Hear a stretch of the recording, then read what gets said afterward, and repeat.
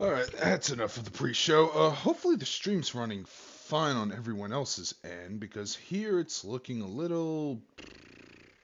It's not saying I dropped frames, but at the same time it's saying that it's not moving all that fast either.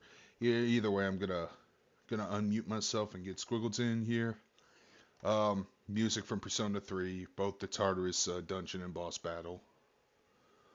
Alright. Oh, that takes me back. That music is just so nice, like, it's kind of a nice, relaxing, although kind of threatening in a way. Oh, that music in that is so good. It's, man, Shoji Meguro nails it every single time he composes music, because, like, if it's from Persona, you can tell it's from Persona, but you can also tell which game it is, which blows my mind. You're like, oh, it's clearly from Persona, and it's from this game. Like, each of the games have such a unique... The series itself has a unique soundtrack, and each of the games have a unique soundtrack, and that's impressive.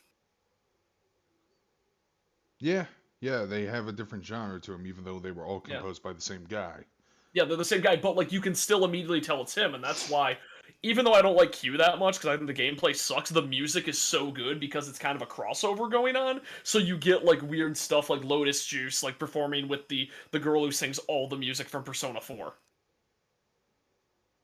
So you get him rapping over the more poppy music from that game. Nice. I recommend listening to Set Fire to the Night, the dual mix. It's so good. And you know what, Kingdom Hearts Freak? I actually have that calzone in my fridge.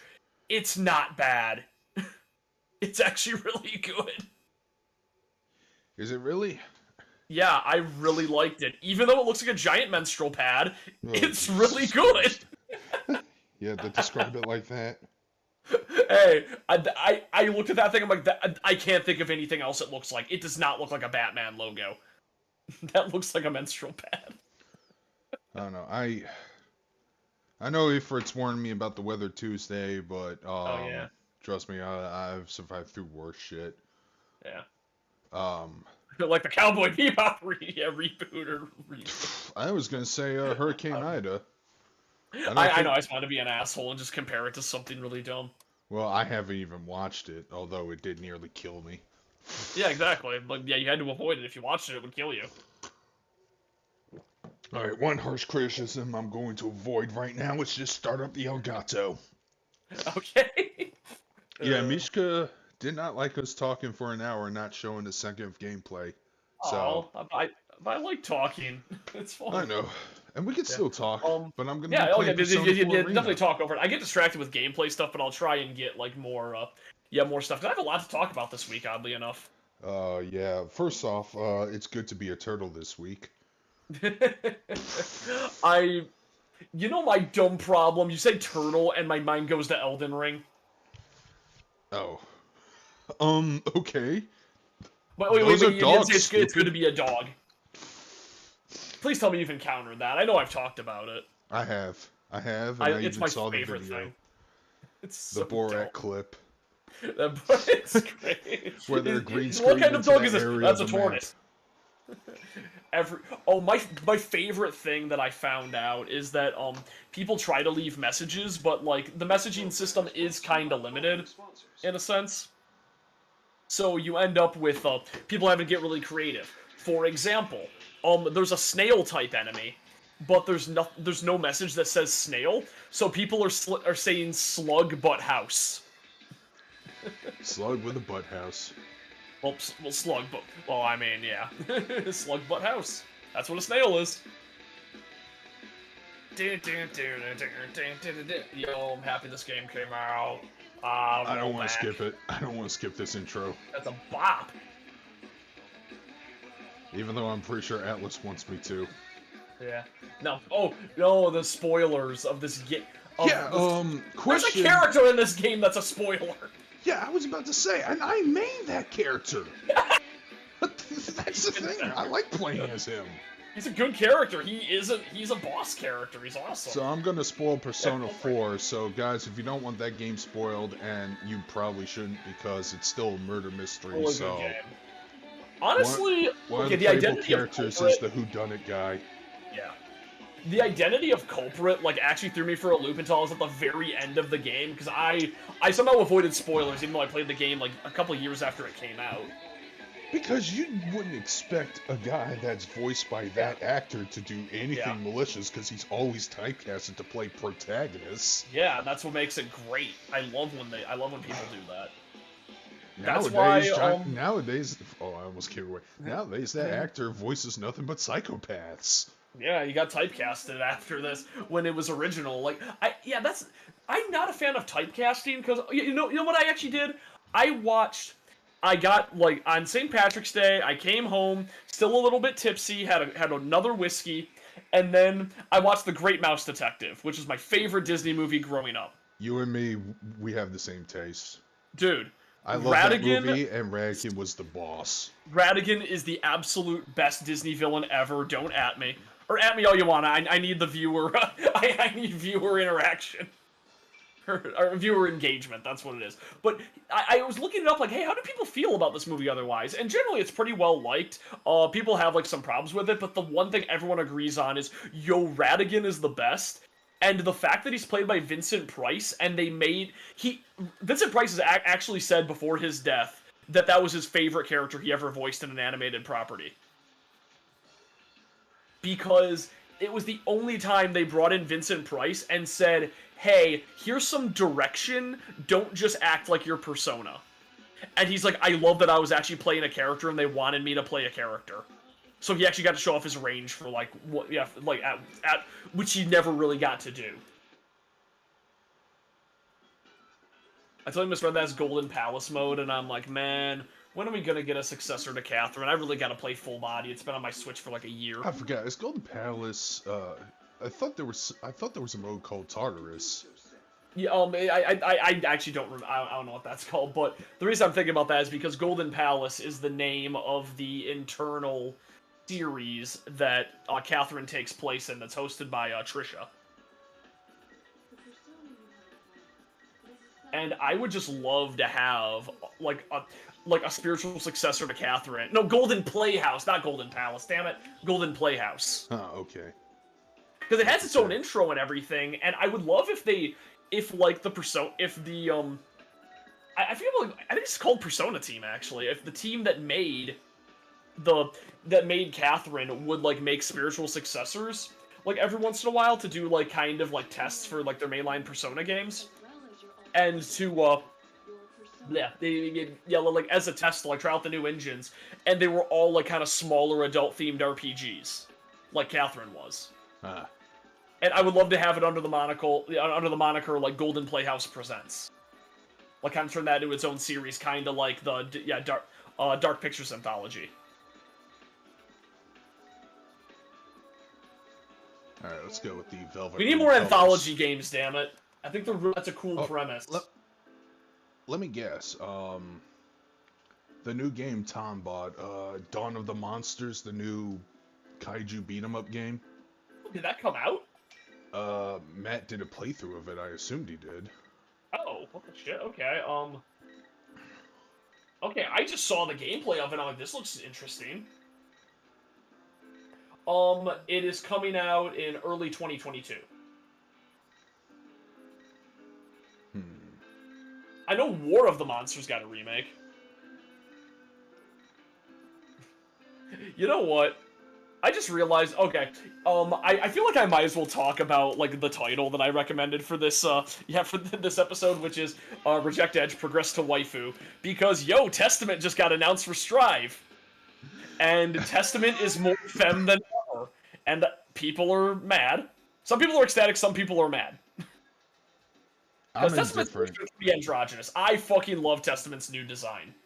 He looks like an anime twink version of Guns N' Roses Slash.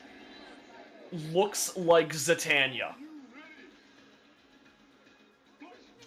Zatanna, my favorite DC character, like hero. I love Zatanna. That's the reason I like Testament so much, because they look like Zatanna now.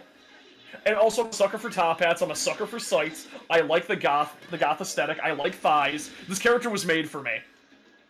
Oh, Testament's got a dick. That makes it even better. It's got that Bridget energy. Now we just need masculine Bridget. God damn it, I want a swole masculine Bridget so bad with like the most chiseled jaw ever, but still wearing the nun outfit, and then wondering like why are people reacting to me this way? It's like why are people treating me different all of a sudden?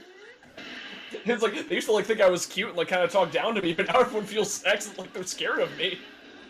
That's the character I want more than anything. Oh wait, Tom, is the game out or is it just a demo? Gigabash, what was that one again?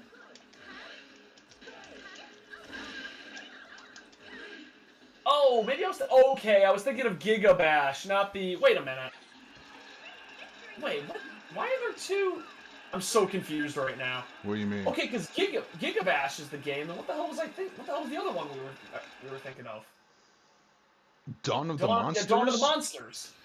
Yeah, these are two separate games coming out around the same time. Well, I'm happy Kaiju games are doing pretty well. It's by Way Forward, so hell yeah. Of course, they could do no wrong. I think they did wrong a few times. What else have they made? Like what? Let me actually look at their discography. I know they've made it. Like, man, Shantae is the series, one of my favorite series that is kind of mediocre.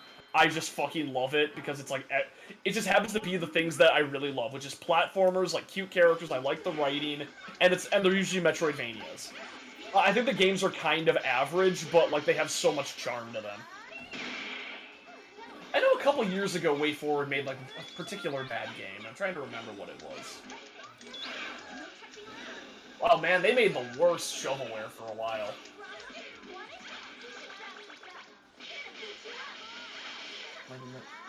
Okay, that was what... Actually, was that the Double Dragon Neon? Drawn to Life. Oh, they made Drawn to Life, that game that has a super depressing ending. Maybe that was only Drawn to Life 2. Yes, I did see the new trailer for Tekken Bloodlines. It actually looks pretty good. I'll wait and see, because Tekken adaptations have been kind of bad, but this one doesn't look bad. Have you seen that trailer yet? I have not. I should probably check that out. It's basically a prequel to Tekken 3. It's an origin story for Jin Kazama. Okay, that sounds fun. Yeah, okay, yeah, you know what? I stand corrected. Generally, every game they've made has been pretty good, or it's been like shovelware, but it's been pretty damn good for shovelware. Yeah, they just make like a bunch of like pretty good stuff. I gave to the Kickstarter for Shantae and the for Shantae Half Genie Hero. Game's great. I still gotta play the definitive edition. And I need to play that crazy update that Seven Sirens just had a bit ago. I forgot how much of an RPG mechanic they actually implement in the Golden Arena. Oh yeah. Gotta do those RPGs. Revolutionary RPGs and animated Tekken suit. Yeah, By the way, I did kill that tree sentinel I told you about. Oh hell yeah, nice. Like Good after for you, seeing man. Botan being, it was like, you know, I could probably whoop his ass by now. Yeah, and I did. That's something that happens in Elden Ring, is that when you encounter like a boss like early game that kicks your ass, you kind of doubt yourself. Like, I'm not sure if I can fight it yet, but you get stronger a lot faster than you'd think in that game. I'm at the point right now where like early game enemies are like chipping away like none of my health. Like, I am so tanky. And my endurance isn't even that high either, which is funny. My vigor is pretty high, so I have a massive health bar. I'm kind of doing everything in that game and sort of playing slowly, and a lot of my friends are like, already beating it. I'm like, what the hell, people? They beaten it, but they probably didn't explore the rest of the world. Yeah. Well, I mean, like, I have explored almost everything. I've unlocked the pathway to 2 separate endings right now, going on to my 3rd. I have the Stars quest line, the Death quest line, and I'm about to do the Blood. I think Blood might be an ending. Let me actually check. I looked up a spoiler-free ending guide. God, what else happened in news? At I least mean, gaming. I have a lot of Elden Ring stuff to talk about. Let's see. Oh, okay, yep. Death is an ending. Okay, I'm currently working with... Oh, I guess Dung Eater leads to an ending. Man, fuck Dung Eater. He's a piece of shit. Nah, I decided to call him the Devourer of Doo-Doo Feces. The doo-doo devourer. No, I like that Doo-Doo Feces, a I reference was calling to... him the pee-pee poo-poo man. No, I'm just making a reference to Smiling Friends. I couldn't kill Salty. I was in the cleaning room all night cleaning my costume. And what are you cleaning it of? My own doo-doo feces, if you must know. I have a drug problem that makes me squirt out in my butthole. Oh, that sounds terrible. Yeah, no dip. How the f have I found this guy yet? There's an NPC I completely missed. Okay, I'm gonna have to do that quest line now. Jesus. By the way, this is my first time playing this port of the game, so... Yeah. Getting a little bit, Yeah, I've been... my first main was Rize. It sounded a little bit robotic in the, recording. Oh, no. Oh, no. Do, do, do, do, do, do. God damn, this game has 6 endings.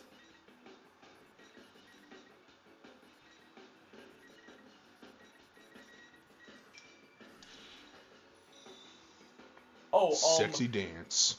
Have you... Okay, so my favorite... There's so much stuff coming out about Elden Ring. I know, oh yeah, no, Freelancer. I'm so excited for Testament. That is all my aesthetic. I'm gonna try and main Testament and probably fail miserably and just go back to May again. Because I was gonna main Jacko, I didn't do very good. I tried to get good with Happy Chaos. Oh my god, I do not like playing Happy Chaos. I played a bit with Biken, and I do like Biken, but every time I play online, I keep losing rank because I get my ass kicked when I'm trying to lab with new characters. So I'm like, well, fuck, I gotta go back to May, the only character I understand. Hey, look, it's Vic McDerpaderp. I never liked Junpei that much. Some people love Junpei, but I'm like, eh. He has a cool design. I'll say that Oh, much. his design in this game is great. I think his design in 3 fucking sucks. I like him a lot better in this than I liked him in 3. You know what the issue is that, man, he treats you like fucking shit if you pick a female character in Portable. He is such a prick. Like, he's an asshole to you in the main game, but he hates Femc. And Femc can do no wrong because she is a garbage lord who's always committing crimes. Such as dating a 10-year-old boy. Yep. All the crimes. You can't stay mad at her. She lives on the edge. I'm not kidding about that. Yeah, you can date worst character in the game. Yeah, Ken. I fucking hate Ken. Man, why'd they have to pair him up with my favorite character? I love the reaction, like, on message boards when he was first announced for this game. Because they see Kuramaru, they're like, yeah, Kuramaru's in the game! Fuck Ken! Ken and Kuramaru. Not Kuramaru. I want to give Kuramaru all the head pats. Ken, you go eat out of a dumpster or something. Fuck you, Ken. You have a bad moveset, you're bad in the story, and you're an annoying child character. No, I won't date you. Even if I date literally everybody when I play these games. Oh, actually... Yeah, I'd rather date Trash Girl Yukiko by comparison. Oh, yeah. I like Yukiko. And that's the truth, I have a figurine and an Android of her, okay? Yeah. Yukiko is like... So many people hate her, and I'm like, no, she's great. What are you talking about? She's kind of a weirdo, and I like that. Everyone goes like, oh, her whole storyline is, I don't want to run the families in, but I think her storyline of, like, actually going, you know what, I do want to run the inn, and everything I was doing before was empty rebellion, and I'm coming to my own decision about this. Like, I'm not going to be forced into it, but I think it's, like, the best for me. It's like, that's actually a really mature take in a game that's, like, about maturing. So that's really cool, and I like that. Also, she's just a weirdo, and, like, I think that she's improved the most from spin-off material. Chie has gotten the worst from spin-off. Yukiko got better. Now Rise. I never liked Rise. Oh no, I did. I think she Rise was is most like thirsty, so therefore I went for her. Yeah, Rise was. You know what? Rise was meant to be a cat girl. Rise is just a living cat. Yeah, I was never really that big on Rise. I don't like how the game kind of forces her on you. It feels like she's just so... She wants to ride your dick all the time, and I'm like, please, Rise, I want to go hang out with the people I love more than you, like Kanji. We can all agree Kanji best character in the whole series. In the whole Yeah, thing. but I'm pretty sure he wants your dick too. I'll give it to him. Good. No, I ship Kanji and Teddy. Fuck everyone. Oh, and shit, I didn't I even love have any Teddy, edibles too. yet. I should do that. I'm gonna do that this week, actually. Oh Oh my yeah, god, I he's in will. Iron Tiger clothes. Yes. He's even got the Good. glasses on. Hell yeah. God, I love the glass. The glasses look so cool in Persona 4. I do love that, like, Wooly put on the glasses and then his, like, wife got worried that he was losing his vision and didn't tell her or something like that. He's got the poison mist skill. He's gonna do the Japanese heal moves. Who is the heel who always spit the green mist? God, I know you. Great Muda? Yeah, he's gonna do the Great Muda shit. It's just that there's been a lot of people who spit mid-sins, like Tajiri Yeah. and... But I was thinking of, like, who's been, like, the main one. Oh, man, follow...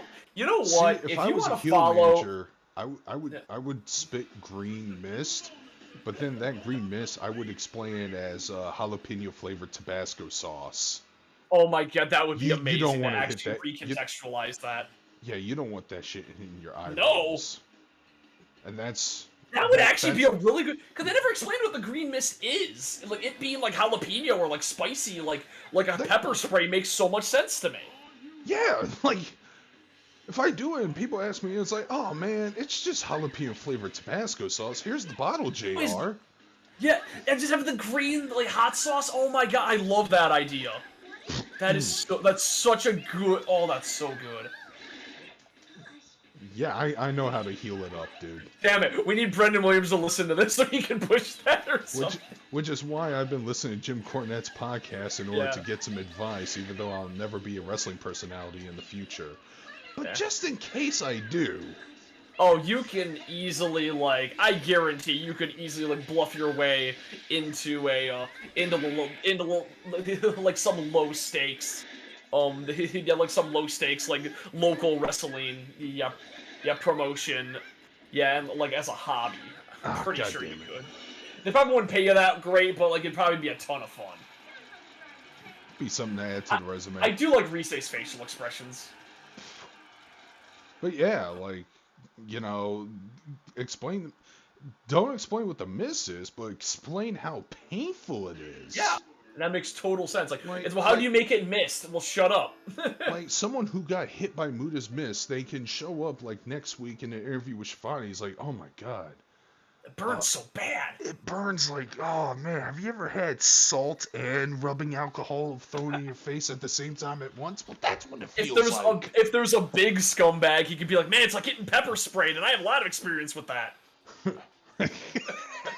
Get a double heel action going. I like when heels feud with each other. It's so much fun. But yeah, that's how I would do it. Yeah. Oh, man, oh, what the hell was I? Yeah, no, the mostly the thing I've been following this week is, hey, I've been playing a lot of Elden Ring. If you want to follow somebody who is, like, insane and knows everything, follow Zuli the Witch. Should I play as a spoiler now? Yeah, go for it. Who cares? He's on the roster. Alright, here's the spoiler, guys. Let's see. Shut up, Adachi. What's a good... Oh, Christmas colors. That's perfect for... I do know that, like, his entire, I think his entire color set is, like, villains. Yeah, he has a... Jesus, he has a costume that's based off of Hazuma from Blaze Blue. Yep, good. Man, Hazuma is one of my favorite designs, but I fucking hate Hazuma so much. Yep, I'm looking at it right now. Playing against Hazuma is the worst. Every time I've ever, like, ever been decent at like, there was a time when I was actually okay at Blaze Blue and was playing in the, playing in the game room at at a convention. And this dude comes in who mains Hazuma, and I'm like, well, oh no, not Hazuma, Hakumen. Hakumen is the guy I hate dealing with. No, Hazuma's great. No, Hakumen is the guy I hate. My bad. Yeah. But no, yeah, he was here's just the countering Yucatera all my colors. shit. Yeah. But Freak wait, spoiler. It's a big wait, hang on a spoiler. second. Put it in the game. Hold on. We live in a society. I'm just gonna wait a while. Hell You're yeah. gonna see it. Hell yeah. But He's the Joker. I figured as much. Yep, I see it. That's a good Joker color scheme too. That's a real, but what the hell was I doing? Like, I will say, if you want to know, like, some deep stuff in Elden Ring, she doesn't really spoil that much, but, Zuli the Witch is she's been data mining, like, every Souls game, like, for years. Nice. And she is the, like, foremost expert on it. To the point that she's, like, discovered a bunch of bosses in the... Yeah, she discovered a bunch of bosses in the Chalice dungeons in Bloodborne. And I'm like, bruh. What? Some of us haven't even finished playing Elden Ring, seeing the shit. Oh, you need to talk about that wall? I was just gonna bring that up. I was just thinking about that wall. I'm like, what the fuck? So, Zuli explained it very well, and I remember it was reported on by IGN as going, this wall in Elden Ring that leads to a secret room takes 99 hits to destroy. After Iron Pineapple puts out a video, goes like, yo, what the fuck's up with this wall? They have to hit a bunch of times to break it. And then Zuli hops in and goes, yeah, so the wall has 999 HP. And then so you have to basically poise break the wall, and then everyone's going like, well, you clearly don't know what you're talking about, why would it have that specific amount? It's like, stop just giving out numbers, and everyone's like, what the fuck, man, you're arguing with Zuli? And then this guy just gets dunked on and ratioed super hard, and it's great. And basically she explained what it is most likely, every time there's a part of the environment that's like that, it is based off an environmental trigger. So what likely happened is that the wall you're supposed to break, so if those don't know, there's a random wall you can break down in Elden Ring that has 999 health. Yeah, 999 health. And, you know... Can blood loss be applied to it? Yeah, just, you have to keep smacking it and smack it like 50 times, do a bunch of damage to it. And what happened, very likely, is that was meant to be a environmental trigger, where you, like, would hit a switch and it would blow something up, or, like, something would fall down in the environment and break the wall, or, like, an enemy would break through the wall, like, with a particular attack. And there are things like that in the game. You probably encountered a few of them. Have you seen the glowing statues of, like, the maidens in Limgrave? It's not ringing any bells. Okay, I'm so, currently in Limgrave. Yeah, okay, but when you're digging around in Limgrave, there's a field of giants. And in that field, there's a bunch of statues. One of them is glowing, and if you get a giant to break that statue, it gives you, like, 5 smithing stones. Nice. There's stuff like that all throughout the game, and that's your clue to bait enemies over to it, so the enemy can hit it. Like, you can aggro a giant bear to smack it, you can aggro one of the Iron Maidens to hit it, you can aggro, like, an ogre to hit it. And it's basically a little puzzle thing. Oh, speaking of which, there's apparently an area I haven't gotten to in the game that leads to a secret boss that I need to get to, because Patches told me about it. And it was a stupid moment. Oh god, that is Uzaki. These are Uzaki colors. But there's an enemy type that if you go to a particular area in the game and get grabbed by it and don't struggle, it takes you to a new area. So I need to go back there and actually get grabbed by it.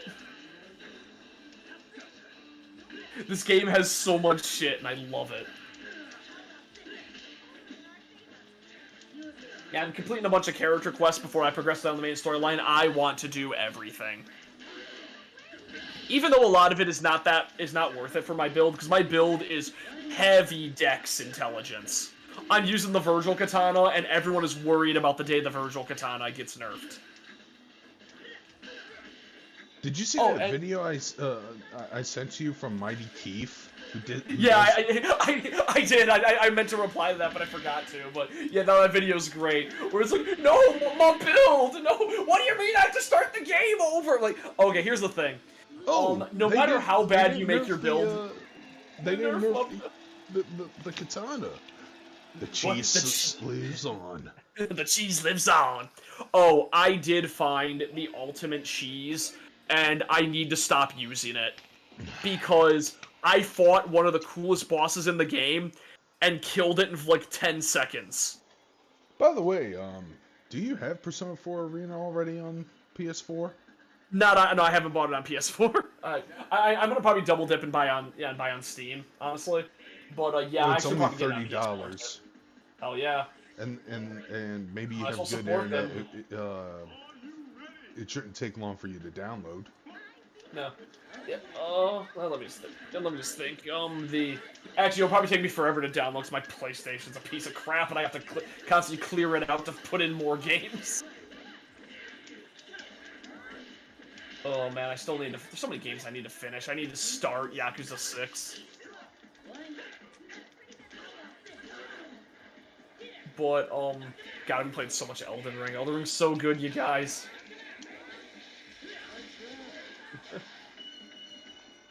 But oh yeah, the bathhouse course. Oh god, what was I even talking? Yeah, Joker but Kion versus Lord Kamina. Oh, damn, he did look like Kamina. yeah, I did. But no, but the thing I found in the game, I got the Kamehameha spell. And there is a flask you can drink. Well, it's a flask like you can create that when you drink it, it gives you unlimited FP for like 30 seconds. So what you do is you start a boss fight, you drink the flask, and then you fire a Kamehameha for like full 30 seconds without losing any FP. And also, you drink, you can put the other thing in there that makes you do more magic damage. So you just drink that shit, and then everything dies. I found another high-level Ash assist. Oh, yeah? I think his name is something of the Ingval. Knight Ingval, yeah. That's based on an actual NPC in the game, which kind of blew my mind. I did find Knight Ingval. How is he? Pretty damn good. All the ashes are amazing. Like, I'm gonna say that. Like, there's like not a single bad ash, in my opinion. Here's another good thing about Elden Ring. Earlier this week, a massive patch dropped. And my only complaint about Elden Ring was, I'm like, what the fuck is with all these unfinished NPC quest lines? And it turned out what happened is that there's like 3 different quest lines tied to a particular NPC that wasn't in the game yet because they weren't finished. And the second they added them back, it fixed like 3 quest lines. So, like, right when that happened, I got an item, I talked to this NPC, it progressed a whole bunch of stuff, and I finished off a character I was very excited about, which, I think, you wouldn't have found Nefeli.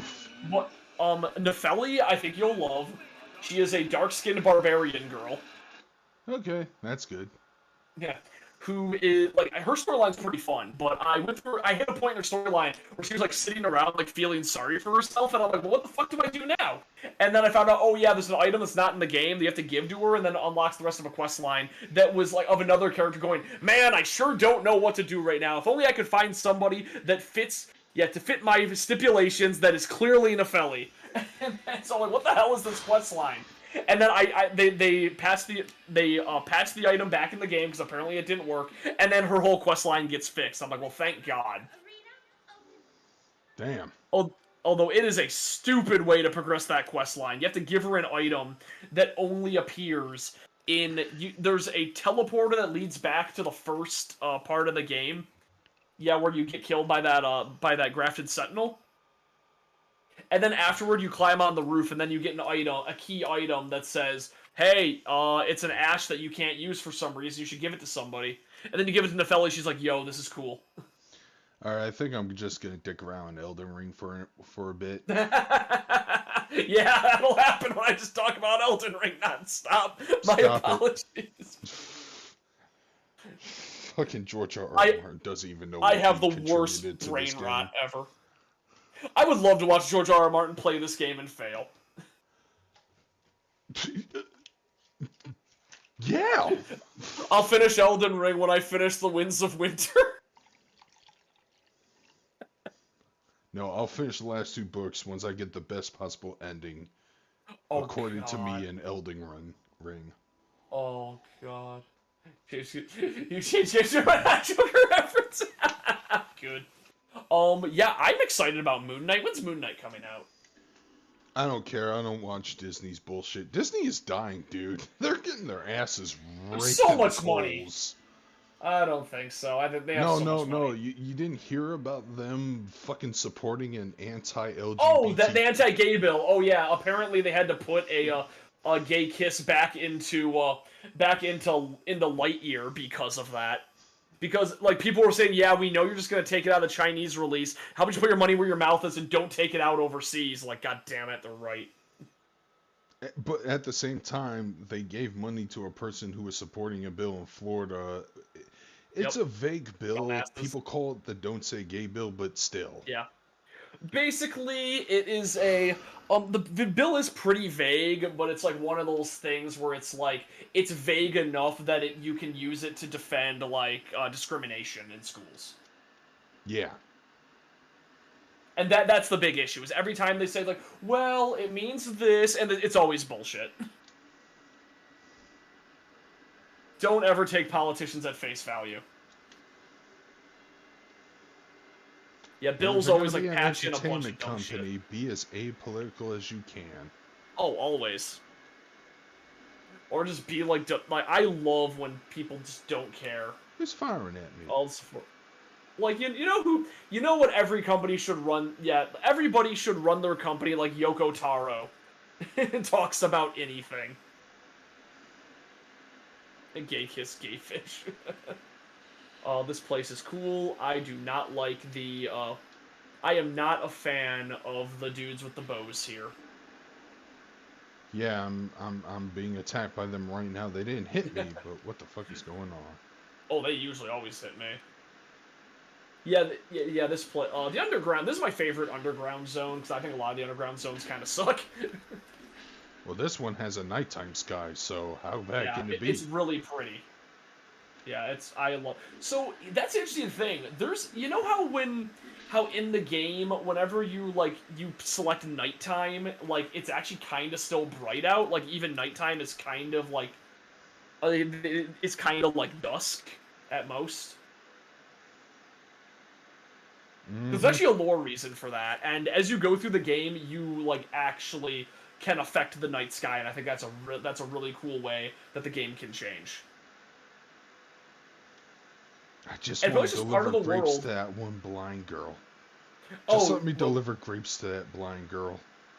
Oh yeah, I did that. Yeah, that's an unrelated quest line. Well, there's so many. Yeah. At least give me one ending that ends with a smile on my face. I mean, from what I've seen, all the endings seem pretty damn cool from what little I've seen of them. The ending I'm going for sounds rad. Remember that time I delivered that letter and I wanted to tell the person, hey, I delivered that letter and she was dead. Oh, yeah. Yeah, that was... Oh, you mean side quest stuff. Yeah, I'm gonna say Nepheli has a happy ending. I am so fucking worried about Alexander. I don't think he's gonna have a happy ending, and he's my boy. My other boy had a really sad ending. Thankfully, the ending killed someone who fucking sucks, but that also killed somebody who's awesome. Speaking of people who need to get good,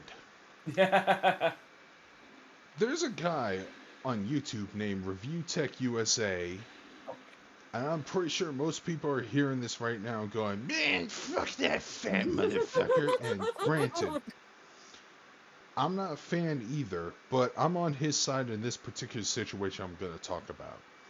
Yeah.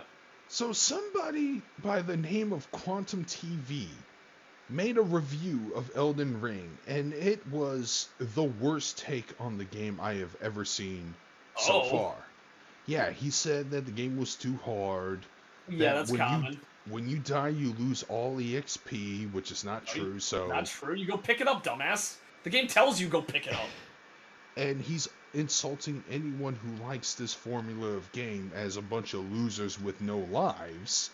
So, of course, a couple of people have been doing commentaries and critiquing him.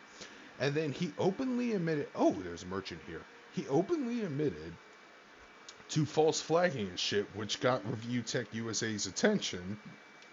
Because even though he might be a person with shit takes, he's not a full-blown piece of shit. Yeah. And then he learns later on that that Quantum TV, a black guy, by the way, who I'm of the theory of, I don't know if you saw the movie Get Out, but Yeah. You think he's a white person trapped inside? I think he is a white person who took over the body of a black guy. Because he's been posting very I see you vibing out with that merchant the way you're supposed to. Yeah, I love the merchants in this game. He was posting very hardcore anti-LGBTQ tweets that Review Tech surfaced into the light. Yeah. And then he deleted his Twitter, and then he's trying to pull the excuse of, I was hacked. I was hacked.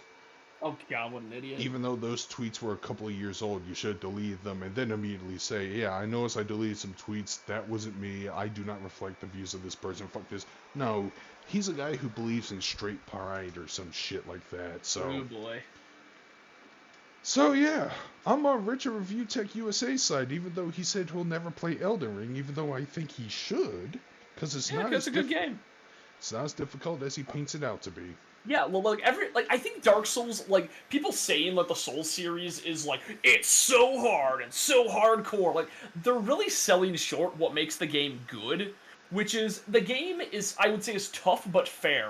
I don't think the game doesn't have unfair deaths. If you get massacred in one hit by something, it's probably something that you're probably in an area you're not supposed to be in yet, and that's the game's way of telling you, because as you level up, you get really strong.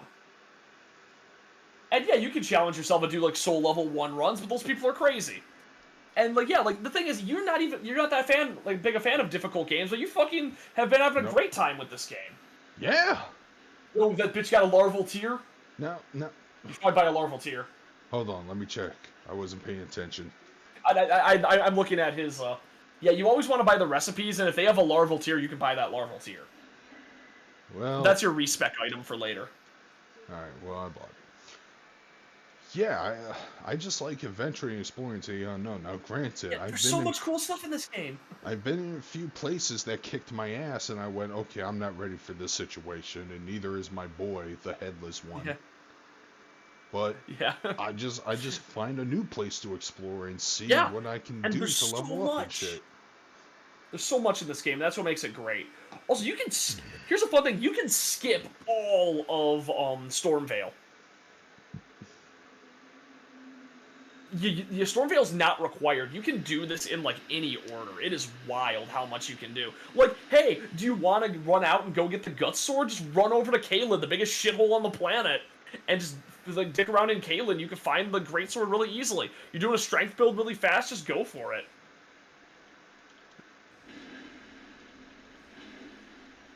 Yeah, that's the thing that a lot of people complain about in Dark Souls 3, is that it's really hard to get, a high-level, end-game weapon. Actually, Bloodborne had that the worst, because a lot of the best weapons are locked behind, late-game content. Man, fuck those flowers. Yeah. They are dicks. And then I thought burning them would help, but nope. Yeah, they're weak to burn, but not as much as you would think they are. Ugh. Boo. I'm trying to think of the, oh, you could get into Souls, I did good, and I just could... I had that reaction to Sekiro, funny enough. Because Sekiro is a great game, I just don't like the way it plays. I'm this game plays immaculately. I just don't like the I don't like the what's it called? The gameplay cycle it has. The gameplay loop. That's what. Yeah, that's what it is. Yeah, I do not like the gameplay loop of Sekiro.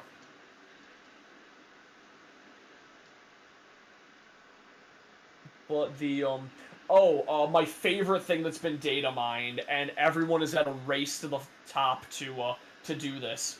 Well, first off, people found a way to disable easy anti-cheat, and the game runs better without it. Because of course it would. I am encountering some weird bugs. I did have a bit of frame stuttering during a cutscene of a boss that's really fucking cool, and I'm really upset that his cutscene broke. So I watched it again on YouTube because it was stuttering a lot. And I have a pretty good PC that runs this thing immaculately otherwise, so it's definitely easy anti-cheat, like fucking up. But so after you disable easy anti-cheat, it then opens up the modding community. And the first thing people are trying to mod is they found out that, here's something you might not know about Souls games. Did you know that, like, every NPC is modeled underneath their helmet and usually has a face that matches their personality and voice?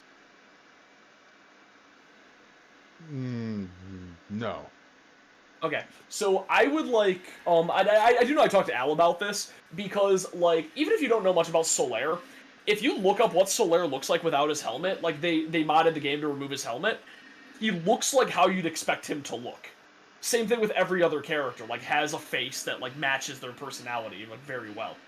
And some people found out that, when they were doing this with Fia, the girl that hugs you.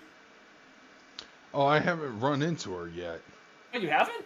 You beat Margit, so she's in the round table hold. Oh, I didn't go back to the round table hold after beating Margit. Oh, yeah, you should probably go there. There's a lot of NPCs. There's a blacksmith and stuff there, too. Yeah, round table hold is like your hub world. Yeah, you hop on the main map and then you can teleport to it. It's in the far left-hand corner, like, off the map. Gotcha.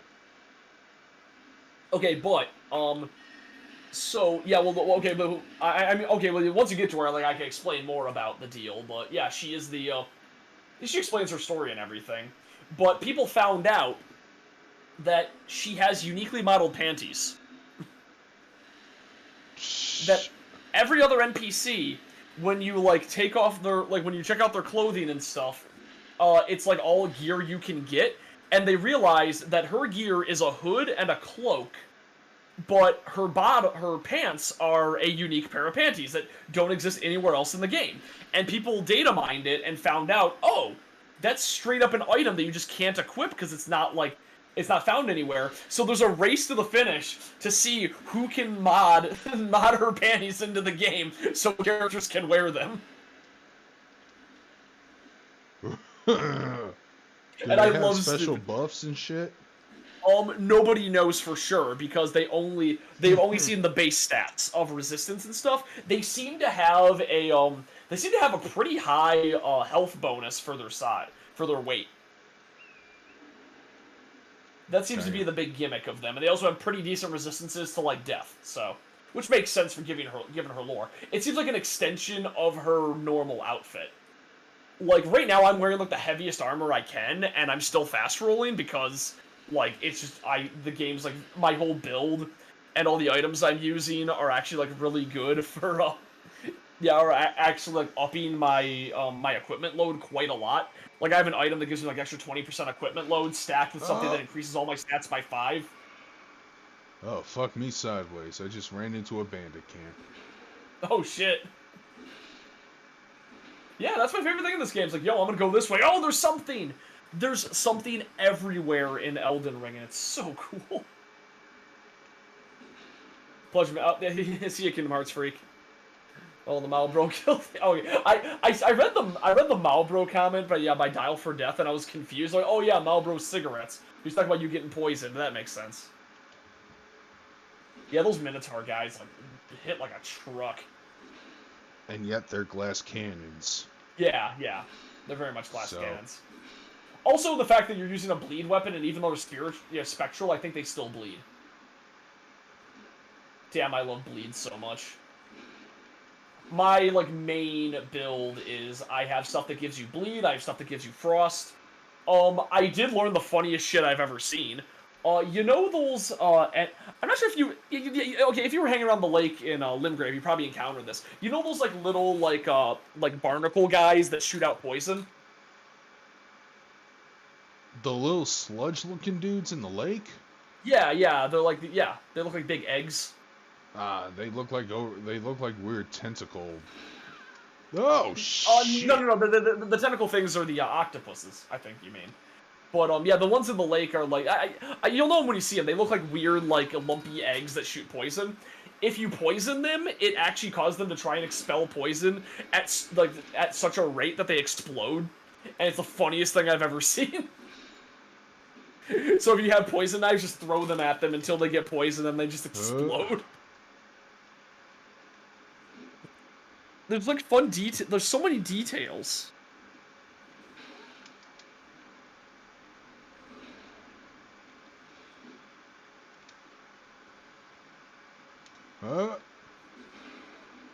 Fuck you. Fuck your mother. Fuck your father. By the way, I finished watching the first half of the Cuphead show.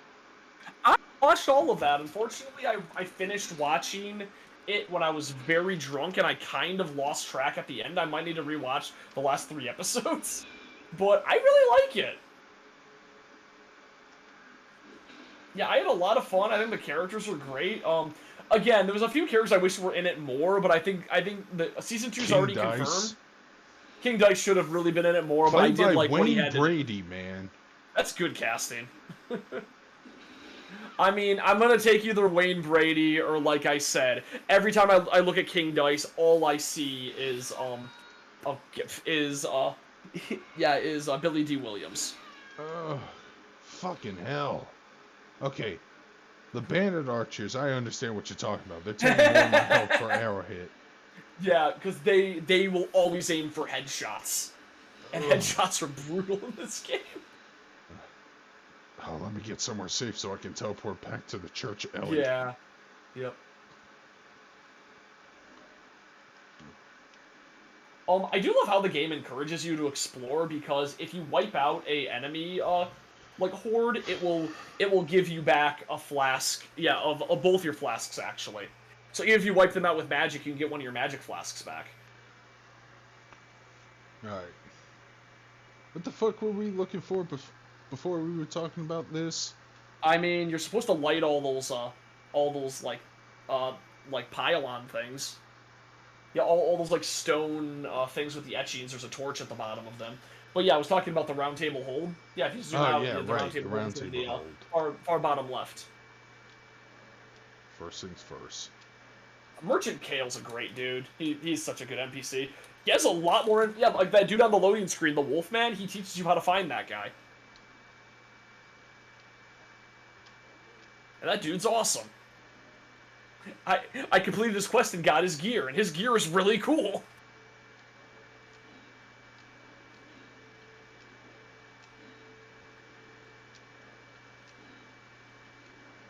Oh yeah, also, you probably see it on the map now, which is the most useful update they gave.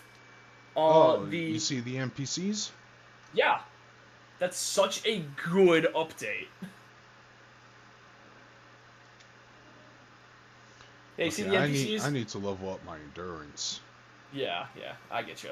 Yeah, Turns out that I have a talisman equipped on me, but if I take it off, I'm going to be fat rolling even in light armor, so... Oh, you have the talisman that increases your equipment load? Yep. That one's awesome. Well, not equipment load. It increases a lot of other staffs. Oh, wait. The catch is that you take extra damage, so basically... No, never take that one off. That one... So when they say extra damage, it is so minimal, it doesn't even matter, and the extra vigor cancels it out completely. Like, in increasing all your stats like that actually gives you higher resistances, so you're not actually taking more damage. Like, it balances out. I have the upgraded version. So the round table, is it called the Table of Lost Grace? Yes, Table of Lost Grace. Alright, I'm heading over there right now so I can see Miss Huggable. Yes. I will explain how her hug system works, because a lot of people didn't understand, like, why is my health lower? There's a system! So, Yep, Sophia is... so she doesn't really explain it very well, but she gives you a thing called a Baldekin's Blessing. And when you have it in your inventory... They just travel to it like a fast travel point? I did. You set a waypoint on it by mistake. Yeah. No, Oh, okay. I saw what you were doing. Sorry. Delays. But hold on a second. Let's see if I can turn it on for you here. oh, good idea. What?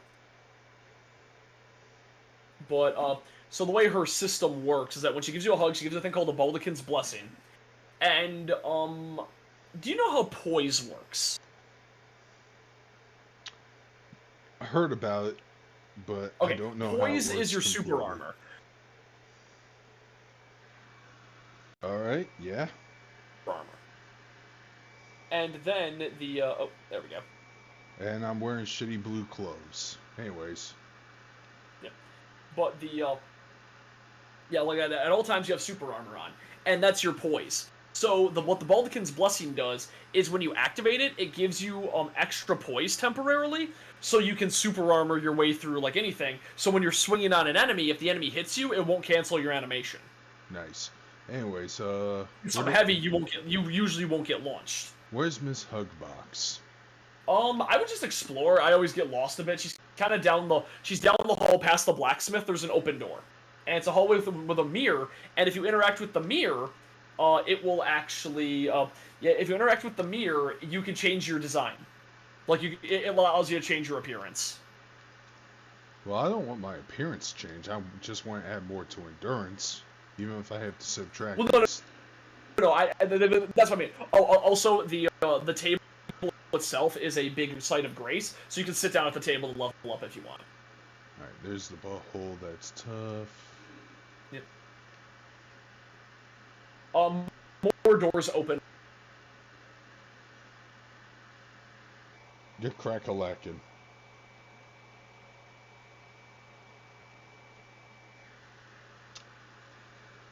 I figured this would happen. Hang on, guys. Stream is gonna reset on Discord, so... Hello?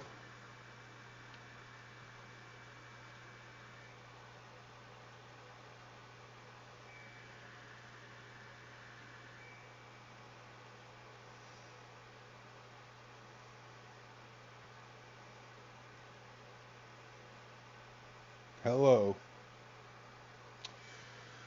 Oh, God damn it.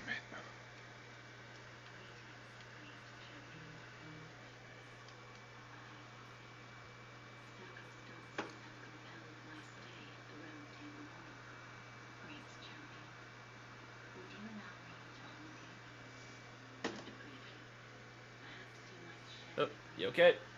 Yeah, I'm here now.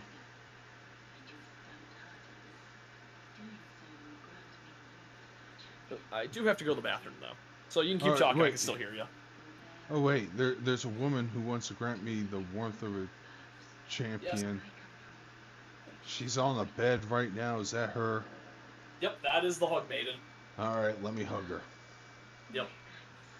And if you do move the camera, you can see up her skirt, and she has a unique panty set if you want to. I do know that she says the guy who does Boundary Break had to be very careful when looking under her model because her model's more detailed than I thought it would be, and I don't want to get demonetized. Let's listen to her lore.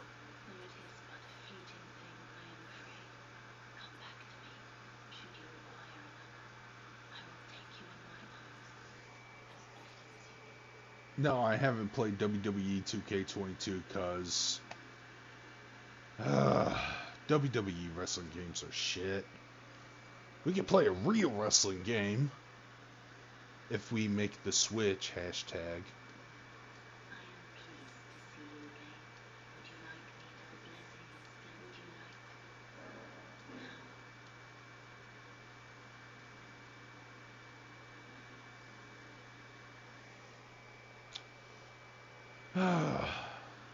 God damn it, no one's here.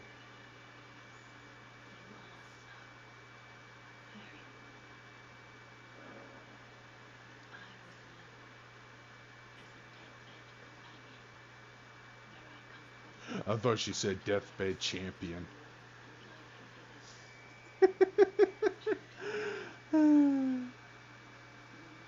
That's gonna be you by the end of this game, the deathbed champion. I put so many people on their deathbeds, brother. Damn it, I should make Hulk Hogan in this game. Fuck it. Just get the fist weapons as soon as I can, just punch the shit out of everybody. But, so... God damn it, everyone hates the fact that we're here. God damn it, our view count's so low. Ah, well. It happens. Game fun, though. But the, oh, fuck, what was the... No, she doesn't really explain... Oh, okay, there she goes. Yeah, she was, explaining what she does. Yeah, I talked to her a second time. Yeah. I think it's an interesting concept.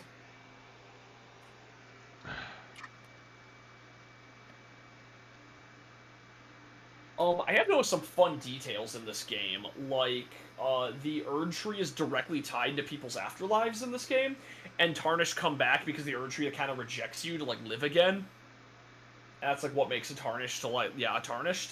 So, you actually, when you go to a catacomb, they're actually built to be on the roots of the Erd Tree, so they can, like, take the dead back to to their afterlife. And usually you encounter ghosts, like, trying to get to a catacomb. Uh-huh. Yes, that's the way the lore in this world works, which is pretty neat.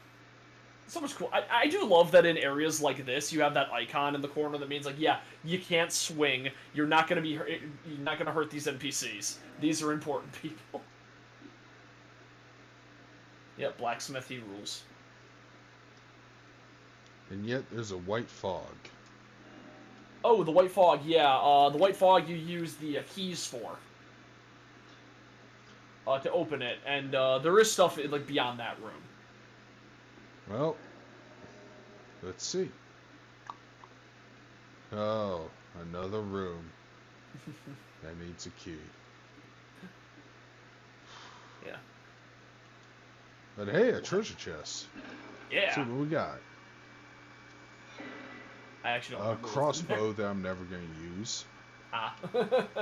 Yeah, crossbows are good sometimes. I prefer regular bows. Well, I prefer just using magic, but...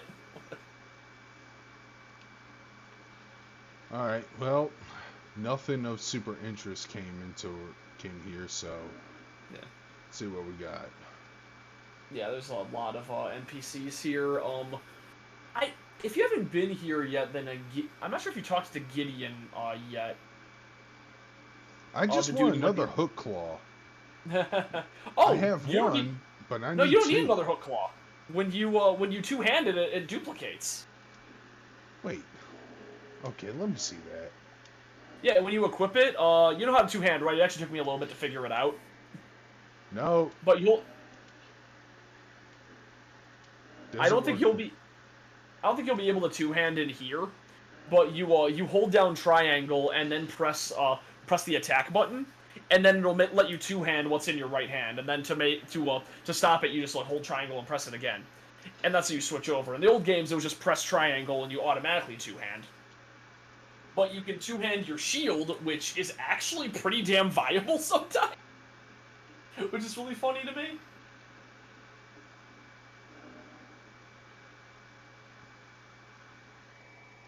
Yeah, that's not happening, dude. No, when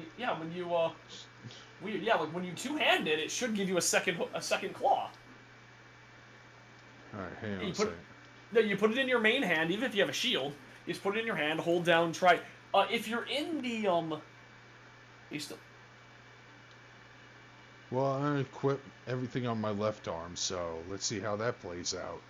No, you just have to two-hand it. Like I said, you just have to hold. I think it's because you're in the I don't think you can two-hand when you're in the round table hold because it disables your attack button. But yeah, the cestus and the claws are built like that, where you don't need to have it on both hands. I guess if you have two, you can power stance with it, but... No, I thought you need to double equip in order to do the Wolverine shit. No, you can totally do the regular Wolverine shit with one hook claw. You just two-hand it. Well, like I said, I don't think it works in the round table hold. Well, I'm fast driving to the to the shit world, so. Oh, Caleb, man, fuck Caleb. Well, not Caleb, but in general. Oh yeah. Yeah, I'm still one-handing it. What happens when you attack with the left? Yeah, with the left attack button while you're handing it like that? I do a foot stomp and left hand just regular fist. What the fuck? Yeah, I only got a That's weird. hook. Even when if you're two-handing it, you should block with it then. Yeah, you hold down the attack button, you hold down triangle, then press attack. And yeah, you should get it in the second hand. Yeah, because I see it on your belt. There's a second one on your belt.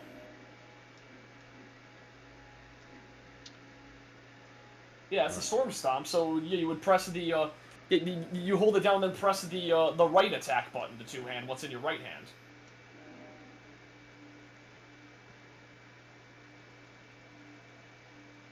Because it definitely works that way. Yeah, you keep attacking with your left hand. Yeah, you got a two-hand with your right. Oh, okay. Wait. Yeah, I just saw something. I saw you do something. I saw you just grab it for a second. Hey, even when you have the shield on and stuff, you could totally do it. Yeah, I did it all the time. I would put away my shield and basically do that. But while the shield is still equipped and everything. So I know you can two-hand your shield if you, like, hold down triangle and press the left button. Yeah, L1. Or R... Yeah, R1. Oh, wait, did you put it on your left... What the fuck? You just... Okay, I got it. Alright. Yeah, okay, cool. That is a weird mechanic. Yeah, two-handing's a bit odd. But yeah, you would put it on your... Like I said, you put it on your main right hand, and then you two-hand it, and it counts like you're using it with both. Yeah, because you have the secondary claw on your belt. Like, I can totally see it on your model. So that's your clue that, yeah, you can totally two-hand this. Now, okay. in Dark Souls 1, in Dark Souls 1 and 2, you needed to equip them both. But... Yeah, okay, yep, there it is. Yeah, so that way you can, like, switch over, that's the way you can do some cool shit on your horse, too. You can switch over to your left-hand weapon on your horse. Now, the thing I'm wondering is if you have two separate claws, I'm wondering if power stancing works with that. It has a completely different moveset. Which it may.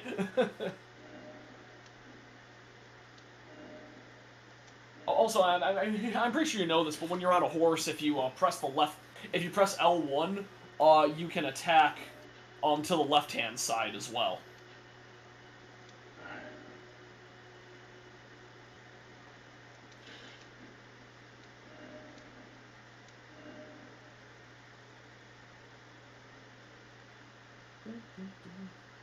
Yeah, but sometimes you can two-hand a weapon, and it gives you like an extra. You generally want to two-hand your weapon when you're attacking an enemy with a shield because it prevents your attacks from bouncing off. So if you're using using the Bloodhound sword, then you can if you're using the Bloodhound sword, you can two-hand it and then smack an enemy with a shield a few times, and it will probably break their poise.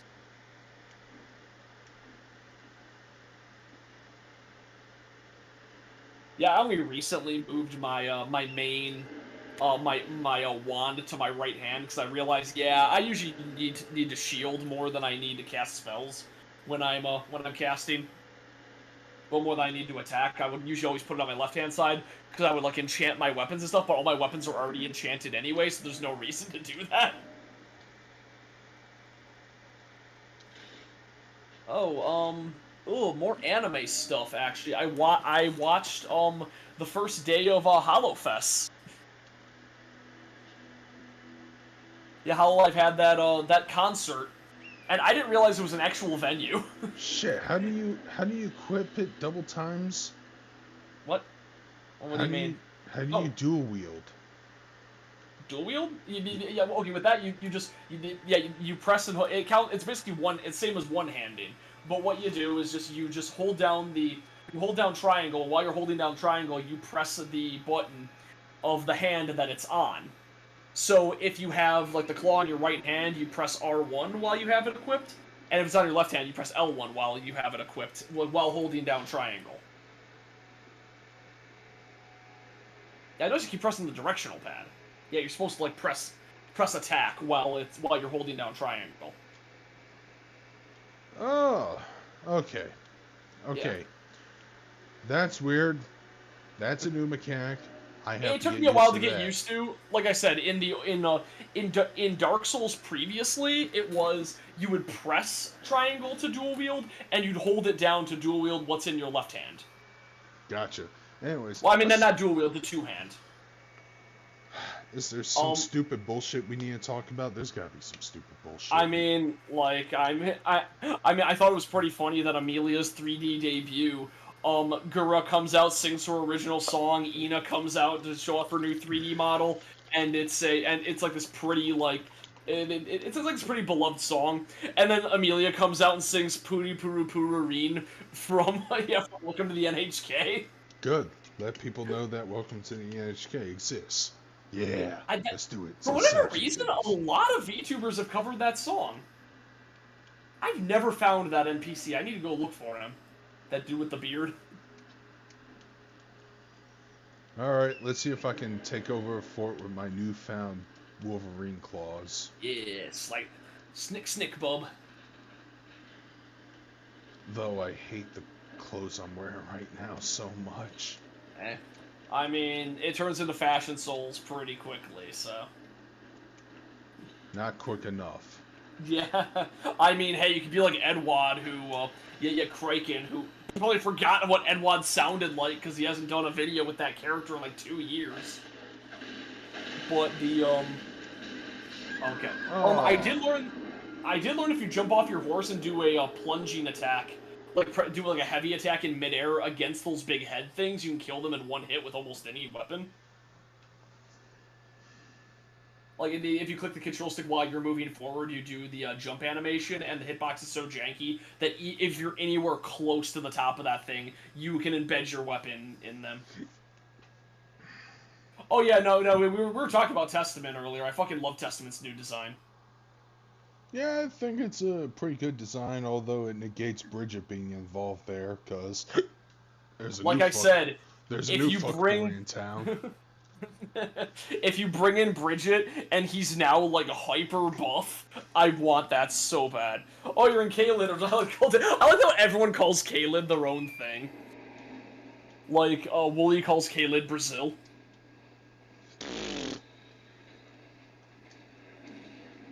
I have so many fans on my PC. I'm just looking at the reflection in my shelf right now on my computer. It's such a it's so many colors and so many fans.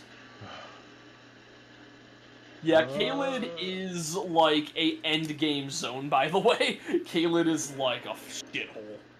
Oh. Well, shit.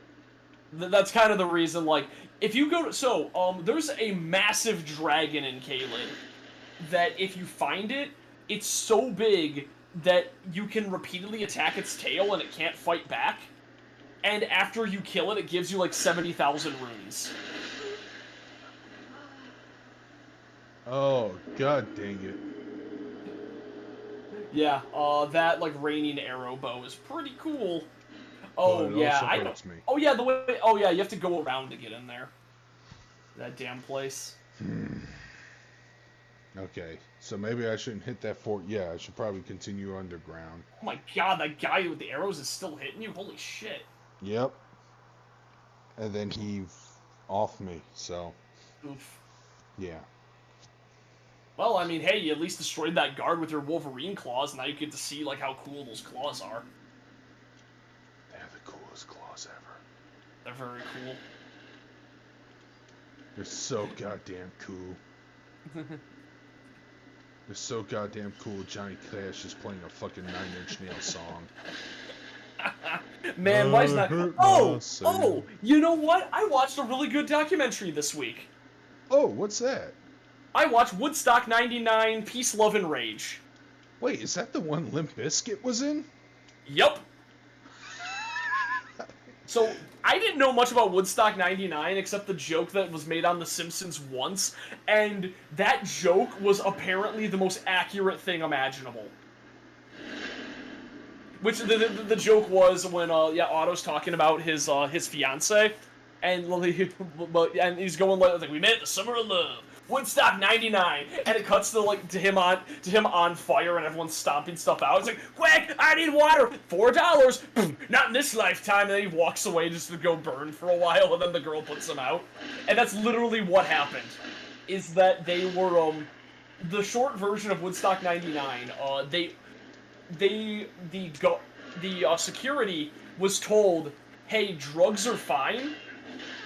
So, and like, if anybody bribes you, just take the bribe and let people in with as much drugs they want. Don't let people bring in their own water and food. We're gonna sell that at a huge markup. So they had beer for $4, but they also had water for $4. In the middle of like a 104-degree heat wave, there was a ton of people, and Ouch. oh my god, yeah, you're decimating the dude through a shield. Yeah, but I couldn't get the fucking higher rank, dude. Oh, hey, that's fine. You're still, like, you're doing pretty good. But At least I'm doing better than J.J. Abrams when it comes to writing a good script, you fucking asshole who ruined Star Wars. I'm so pissed off. Not even the prequels caused me this heartbreak. Prequels were bad, but they were fun bad. We still got good games out of it. Oh god, we sure did. Racer, Yeah, the prequel games are Republic so damn good. Commando, Knights of Old Republic. Star Wars Episode 1 Racer. And yet, Quantum Dream can't even get a staff to finish their fucking Star Wars game. Yeah, you know, maybe building a staff when your company's constantly engaged in sexual harassment lawsuits, and the dude straight up says we don't make games for women and slurs. like in a testimony, it's like maybe not a good way to hire people. And all the women in my stories are whores. Need to be whores! God damn, David Cage is such a piece of shit. Damn, even Frank Miller would have looked at that and well, dude, take He a would have step been back. Take a step back. Stop talking about women like that. Yeah, come on, bruh. Oh, it's so... Oh, it is like a parody. It's so good. Okay, I'm just gonna grab my grace and I'm just gonna fuck off somewhere else to test out these games. So basically what happened in Woodstock '99, they were in the middle of a huge heat wave. It was... They were trying to, like, push a... 1999 was weird because, well, first off, the thing I didn't like in the movie is that they were, like, jerking off Nirvana like crazy, and yeah, I understand Nirvana had a lot of good politics stuff, but their music sucked, I'm just gonna say it. There's a couple songs I like from Nirvana, but I don't think they're the best. I don't think they're that great. Obviously, what they were pushing was, like, a very progressive message, and that's why a lot of people today are like, yo, Nirvana was, like, so good, and it's a shame that Cobain died. Although I think Cobain would have lived long enough to embarrass himself. But the general thing they were talking about is that nu metal rolls along, and all their music is, like, super angry. And this was like, and there was just kind of a thing where the 90s were rife for rebellion, but the times were really good and there was nothing to rebel against. So it was just all this misplaced anger happening among the crowd of, like, generally, like, young college people. Jesus, imagine if they were alive nowadays. They actually would have legit reasons to be pissed off. Exactly. That's, like, what they generally were talking about the whole time. And so they then found a reason to be pissed off, which was they go to Woodstock and they were promised a good time. The plumbing breaks day one, so there's shit everywhere.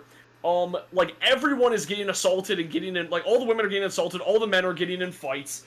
Everyone is, like, sunburnt and dehydrated. People are dying from dehydration. One dude dies of hypothermia because his body, like, can't regulate his own heat properly, and he straight up gets the chills and, like, has a heart attack.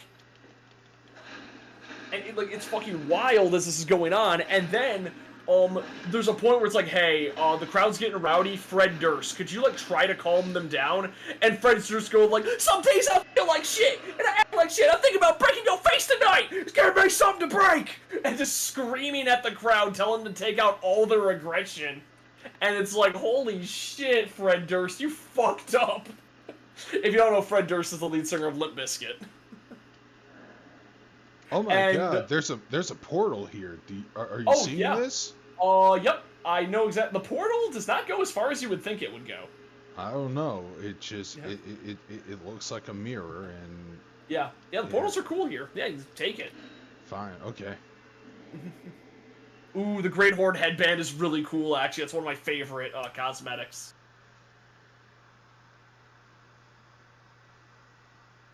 Yeah, this one, so you don't really, this one actually just takes you to, like, a slightly further down the road here, and that's about it.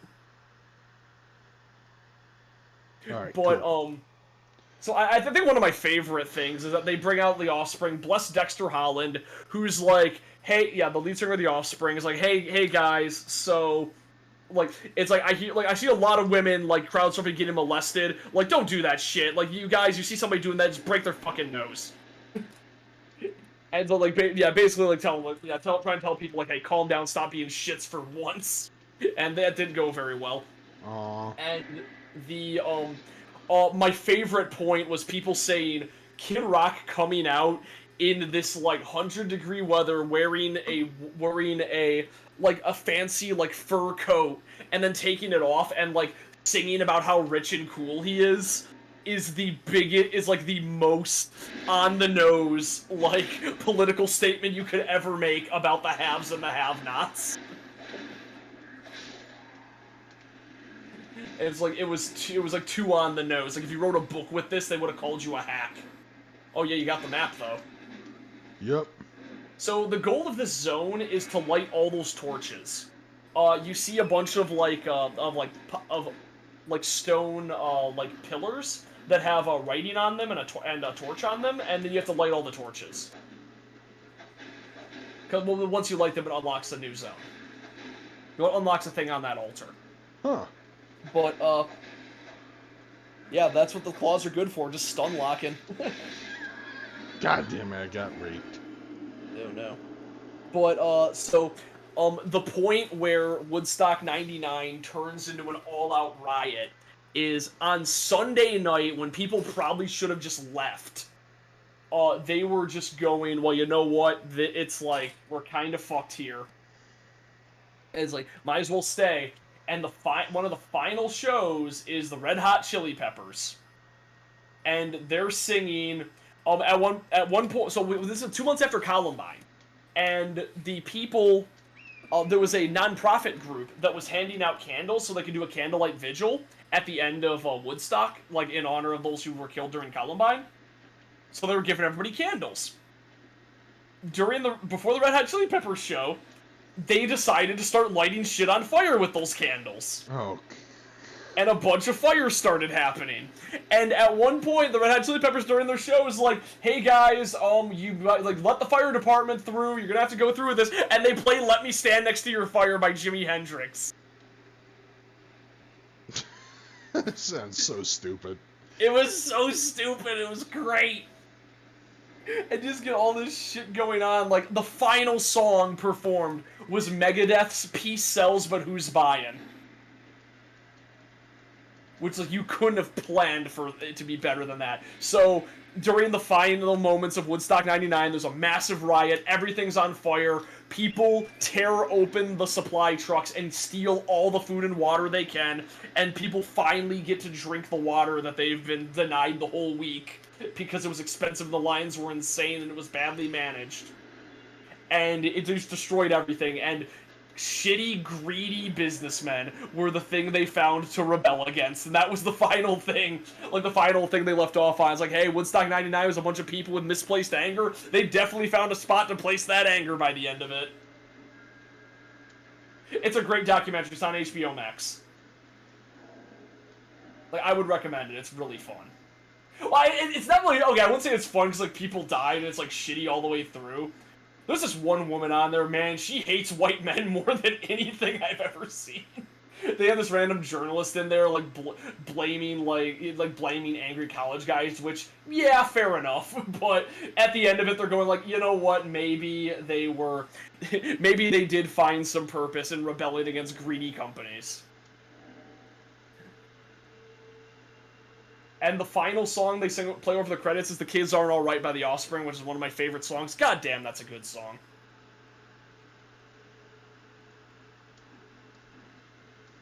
Yeah, I think for fighting these guys, the Bloodhound sword would probably be better because if you're on your horse, you can just kind of like drive-by attack them, Yeah, and that it's a does a lot lot of better damage. because the claws are for when you're on foot and you want to stun lock people. That's for doing like big heavy damage while you're going past people. That's why I usually use the katana or my or the great sword I have. Also, I learned there's a torch I missed that's probably going to be useful later in the game, so I should really get it. I did find the variant of one of the coolest weapons in the series in this game, which I should probably tell you about the Storm Ruler. Yeah? Tell me about it right So, now. so the Storm Ruler is a weapon that is in Demon Souls that you use against one particular boss. And it's just a weapon with decently high like attack damage. It can be wielded by anybody, and it's just kind of an average like greatsword. But the gimmick is that when you're in the presence of the Storm King, it gains the power to fire tornadoes.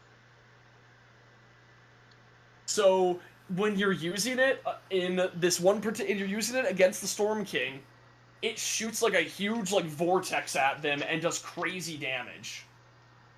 Nice, nice. And it's a cool gimmick boss. They brought the Storm Ruler back in Dark Souls 3, where against Yorn the Giant, you can use the Storm Ruler, and so basically he's resistant to every weapon except the Storm Ruler, and you work alongside another guy with a Storm Ruler, and then you can unload on him with it. It's super cool. And they have a variant of the Storm Ruler in this game, but I don't want to spoil too much because it is probably the coolest version of it ever. It's fine. I didn't play Yeah. anything outside of Bloodborne, even then that was Yeah. short-lived. Yeah. So, Oh, yeah, you probably want to. So while you have the Baldachin's Blessing on you, you take, you lose five. You have a 5% health debuff. But when you use the Baldachin's Blessing, it gives you super armor for like a minute. That's what the gimmick of the Baldachin's Blessing is. okay.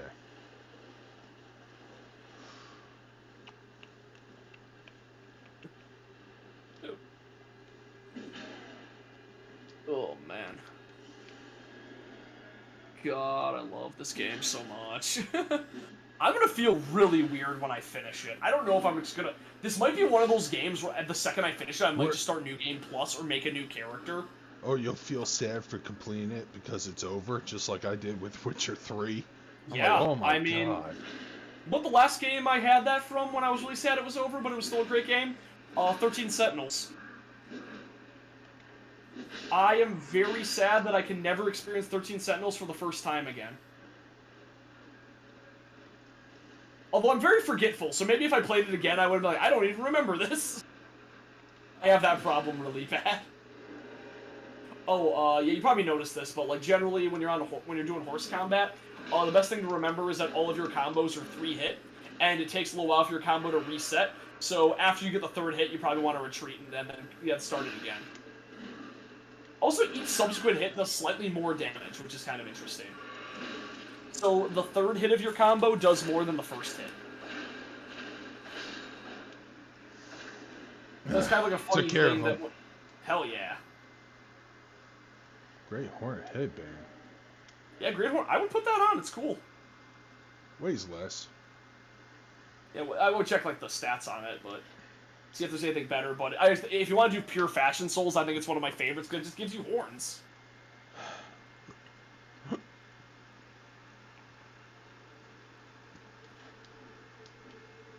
I just think I'll stick with my stupid hat. Yeah. Notice I matched my stupid hat. I went into the back entrance of the Stormvale Castle without traversing throughout the entire thing. Yeah, so if he lets you in the front, you're kind of fucked. Like, it is really hard to get through the front without dying. But I would pay him money to get through the front, because if you come back later, he's a merchant.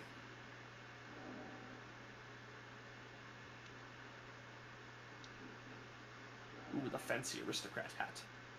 But that guy's great because he sells you the cestus. And the Nice. cestus is the bestest. That is just the weapon that lets you punch shit to death. And that's also the weapon that apparently gives you a weird roll attack, like in that video that Al sent me. Did you see that video? Where somebody just made Sonic and made a build that you just roll into enemies and do damage non-stop? Oh, that was an actual thing? I thought it was fan-made. No, it's not fan-made, that's an act. Well, you can make your character look blue in this game, and he did. You give them tattoos that give them, like, the tuft on everything, but no, that roll attack is a move of the cestus. Or maybe it was an art of war they had. I'm actually not sure, but... Anyways, it was BRB, definitely a roll. Gonna use the restroom. Alright. Man. Oh, but this is one of those... You know what, yeah, people saying this is the forever game. I'm inclined to agree. There is so much content in this game. Yeah, after the stream, I'm gonna probably watch more of just get a big old ghost horse ass. At the stream, I'm gonna probably continue watching HoloFest. I was in the middle of watching day 2. Dropping shit.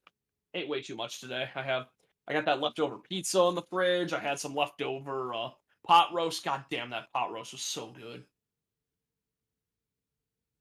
I've been too into food. I went to the gym, so I just came back extra hungry.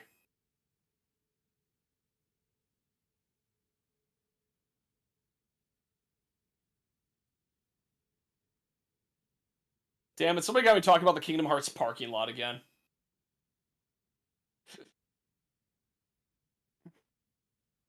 Ugh, yep. Hot take. I did watch Turning Red. Turning Red is a perfectly average movie. It is not going to stick with me at all, and everyone losing their shit about it is bizarre to me. Like, the only thing I think it does well is that I think, like, it does capture the cringiness of being a teenager very well. Like, that is accurate.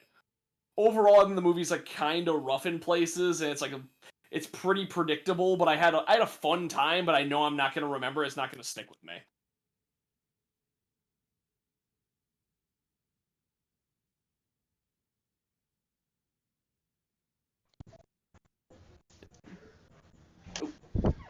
I do not have Disney Plus, and therefore I didn't see Turning Red. I heard mostly positive things, and then mostly people... It's fine. I'm gonna say it's fine. 6 out of 10.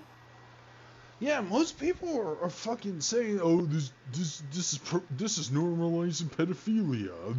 Oh God, everybody like that. Not everybody, just the super conservatives. Yeah, ugh, people are dumb. I don't like getting bent out of shape about I like getting bent out of shape about like super minor things, and I know they're minor, but like fuck you situations like that. I'm not gonna claim there's like some huge conspiracy about dumb shit like that. That being said, I heard the film takes place in 2002. That I actually kind of thought was fun. I kind of wish they did more with it, but you know what? It actually helps the story because many issues of it could be solved with a cell phone. The fact that nobody has a cell phone makes it great. Well, that's the thing, man. It's just that, man, I remember being a cringy teenager in my youth in 2002. Same here. Everyone who said, like, that was, like, the, like, most... I do remember there was, like, some people going, like, man, this scene is so ridiculous. Who would be, like, act this cringy? It's clearly exaggerated. I'm like, what the fuck are you talking about? That felt super real. Like, there's moments in that movie where, like, I know this fucking happened. Like, this seems, like, way... you. Well, no, it didn't happen to me, but I know it happened to probably the director. Don't lie. I'm pretty sure my mom didn't show up with menstrual pads at my school because I don't have periods because I'm a male. I never had to go through that, but man, that seems traumatic. I saw that clip on Facebook. That was the scene that they were advertising. And I'm like, what is this dumb bitch's problem? Yeah, that was the scene. I'm like, what the fuck is wrong with you? Like, she's in the middle of class. Yeah, it's like, you go to the office and say, hey, I dropped this off, you forgot. Like, everyone's looking, and poor May, the protagonist, is like, covering her hand, trying to look away. Oh, no. I do think that the, okay, so generally the period metaphor, like, they get rid of it after it stops working, which I think is actually kind of clever. Like, I will give them that. Because, like, the first thing that happens is she turns into a panda, and then the And then she's going like, Mom, I'm going through some stuff. Is like, what's wrong? You sick? Like, no. Well, it's like, did the red peony bloom? It's like, maybe.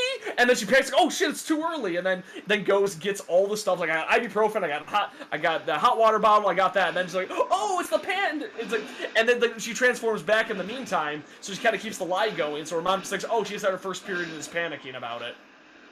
And they keep that metaphor going for a bit until the mom finds out, and then they drop it completely from the movie. It's like, okay, good. After it stops making sense, you can get rid of it. It's like, because you couldn't just keep it going forever. All I know is that if you make a fucking film about my teenage adolescence, it's gonna be filled with the most cringy soundtrack you don't want to put in the film, but yes! you have to. Oh man, okay. I'm trying to think of like what the worst like soundtrack you can do for teenagers. My Chemical Romance, do it. No. Remember what Pat said about Linkin Park? Yep. Well, that's accurate. I'm gonna tell you my favorite song from Linkin Park. It's on track 4 of Hybrid Theory. Well, fuck yeah, Hybrid Theory. Points of Authority. Oh, not the Reanimation remix, the original version. That's the song that I like to get behind.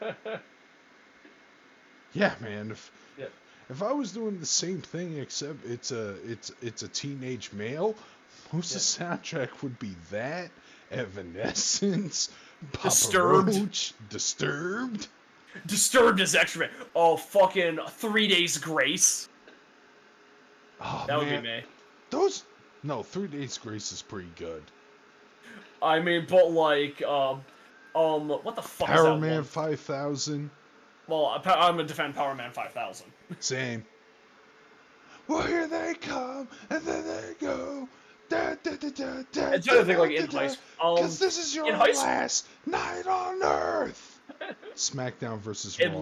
At least I didn't listen to Broken Side. Fuck Broken Side. Worst band ever. Broken Side is weird screamo rap. And it's awful. If you want to make, like, a good one, just put in the Tony Hawk soundtrack. Yeah, but it's not edgy enough. It's not accurate. You need the edgiest dumb shit. Okay, never mind. I guess I'm sticking with the sword and shield combo for a while. Sword and board, man. Sword and board. So, once you upgrade those to do crazy DPS, they get really good, but I think, again, a lot of it relies on bleed. Okay, I was wrong. They don't take bleed damage because they're spectral. So I was mistaken about that. If you're fighting enemies that bleed, yeah, you can do that. Yeah, definitely go for it. But they don't bleed, so focus on DPS.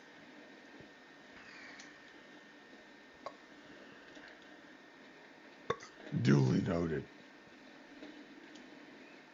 And I will say the one issue I would have with this game, unique weapons are much easier to upgrade than regular weapons. You need so many materials to upgrade regular weapons, and then meanwhile, weapons that require Somber Smithing Stone upgrade to +10, and you need 1 stone of each level, and that's how I think it should have been for all of them. That would be really funny if they patched that in. Because weapons being +25 is way too much in my opinion. I'm gonna say that's one of my gripes with the game. That my goal in the game is to have like 4. I looked at what weapons I want, and I'm gonna probably have 4 maxed out weapons. And I'm gonna probably have 1 maxed out regular weapon, but all of my other 4 weapons are going to be maxed out like boss weapons. I'm going to use I keep just calling that place Hogwarts. I'm gonna use Harry Potter sucks so much. Harry Potter sure does suck, but that's why I kind of love that zone, because it's a wizarding school. But yeah, I'm pretty sure Negima did better. Wizarding school? Negima. Oh yeah, you're right. I forgot about that. Well, here's the thing. You're gonna hate this, but Harry Potter was a major influence in anime in the early 2000s. I actually knew that.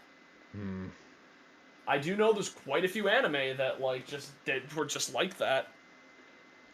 Most of which are very terrible and nobody talks about anymore. except for Naruto. By the way, I don't know if you caught my comment. When did Al put on a fucking headband? Oh, that shit. That was his outfit for Ren Fair one year, and I What want to year? say, that was probably right around the time that shirtless pic was taken that he always uses too. So that would have been, oh my god, before I knew him, definitely. Oh yeah, that pillar over there is what you have to light, with the two dudes just hanging out, kind of. Are they fucking teabagging? What the fuck is going on? Yeah, I don't know what's going on here, but give me the year on Big Al's fucking Yeah. I headband. want to say probably 2007, 2008. I'm doing the math of when he graduated high school. It was probably his senior year in high school, early college. It's still farther than the time he made that fucking rant about how Naruto suck and that show sucks. So I don't know why he put that headband Okay, maybe it was on. before that then. I don't know. No, but no, I'll have to I ask got- him about it. Ask him about it, because I'm looking at him with the Naruto headband. I'm like, Yeah. you know, the reason why I subscribed to you is because you thought Naruto sucked, and I thought I was the only human being on this earth that thought that show sucked. What's going on? Let me see. I'm gonna ask him right now. In the meantime, I guess I'll take care of these two lover boys here.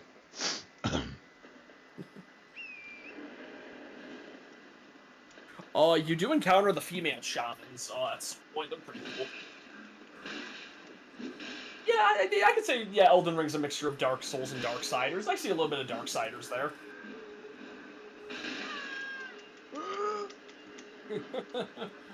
Oh god, but no, I was the one who pointed that out to him because I was watching a random video of this guy who was this video is amazing. Zero Lenny is like one of my new favorite YouTubers.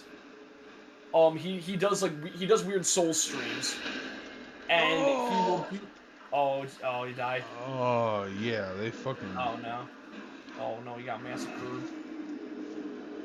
Like I said, this area is pretty high level. I didn't do this until after I beat Stormvale Castle. Well, I felt too weak to conquer Stormvale Castle on my own. Yeah. But I will say, hanging around in areas like this gives you so much XP that you can like level up super hard, and it's pretty fun. I did find an area. I am in an area right now where like every enemy drops like 10,000 runes, and they're a pain to kill. But I can consistently kill them.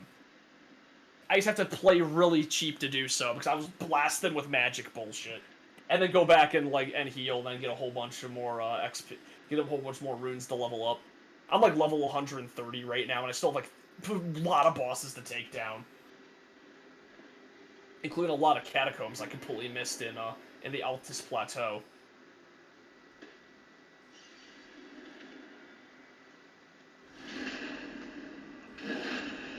But yeah, I asked him when that was, but yeah, I found Zero Lenny, who, even if you don't know about Demon Souls, you might love this video because he so what he did, he likes to find old walkthroughs from when the games first came out, and then he follows them to a T and sees how hard they make the game.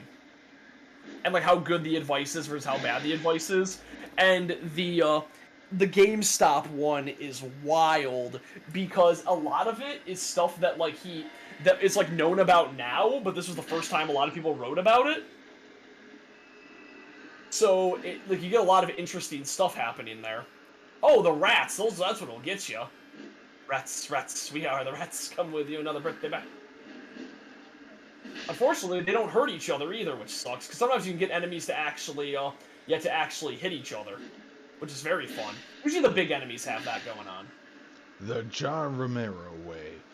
Yeah. What's in your flask? Is it the, it's the defense bubble, awesome. Yeah, Wondrous Physique. I love the Flask of Wondrous Physique.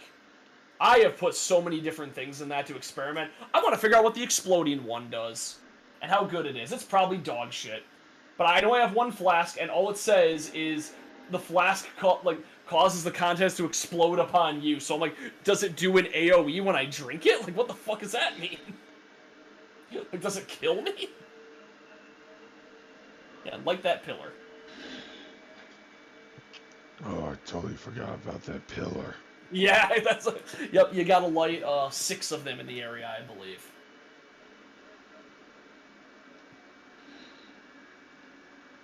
And obviously go check out that like that big like church looking thing afterward. Fuck. Here, right? It's The gotta be what? here, Oh, yeah, right? you head back. You head back to down like it was overlooking like the precipice on the far right. Well, I guess the far east. All right. Yeah, and that's you light that, and then like you have to light like 6 of them, and each time you light one, it lights a different torch at that altar at the start. I'm trying to remember where that shit even goes.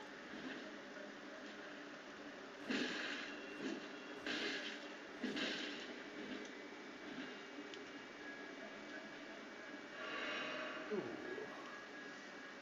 But yes, so like the thing, so he'll follow like he did an IGN guide for Bloodborne, and it's like it's trying to get him to stick with like the shittiest weapons in the game and just do some weird shit. No, it makes him stick with the shield in Bloodborne, which the game tells you is awful and like doesn't work.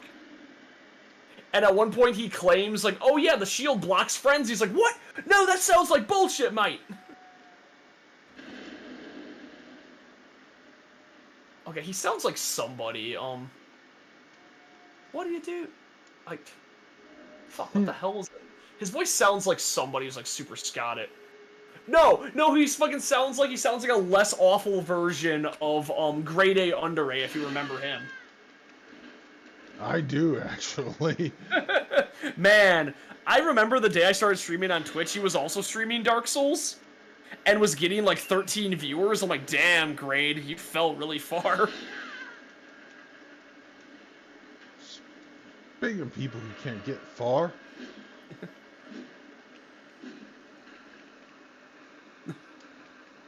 What, you die? And that was your saying you died? Way of saying you died. No. Oh.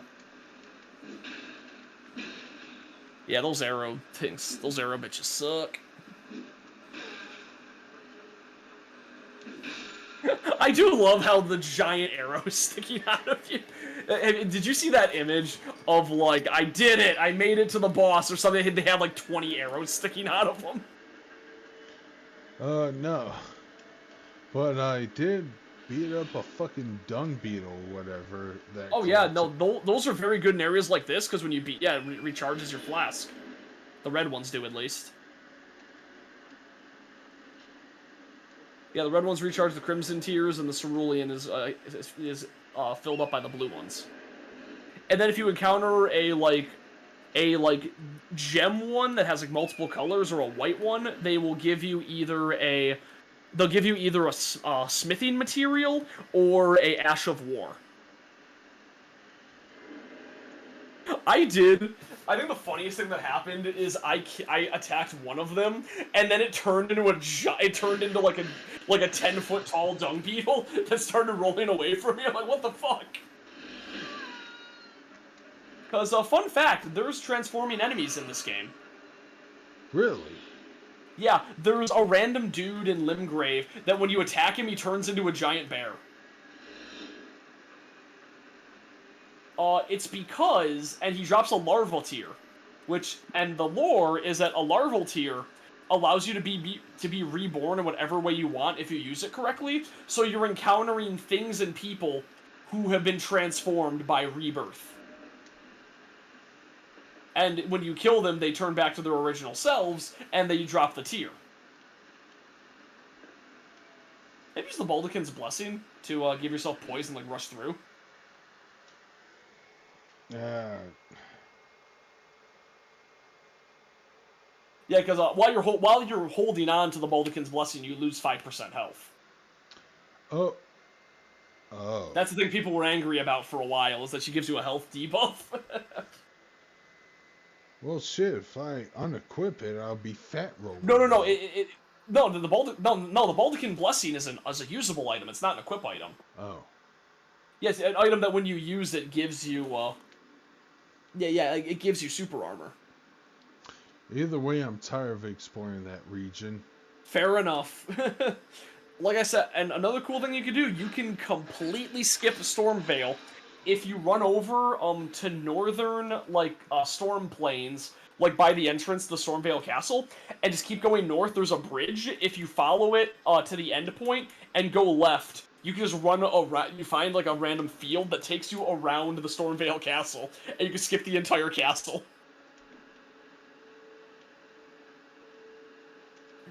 I think that's really funny. Oof. Oh no.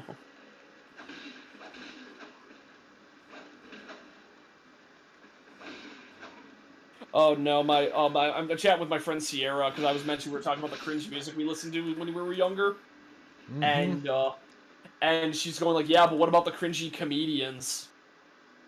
And it's like, oh no, the Like, first thing that came to my mind was Dane Cook. I'm so happy I was never a Dane Cook fan. thank God, because Dane Cook sucks to... Dane Cook was always bad. I'm trying to think Yep. of like any comedian, like actual comedian that I would have liked at the time that I don't like anymore. I generally think a lot of them are pretty good. I mean, I hated that. Like, I hate Adam Sandler now, but I loved Adam Sandler when I was a kid.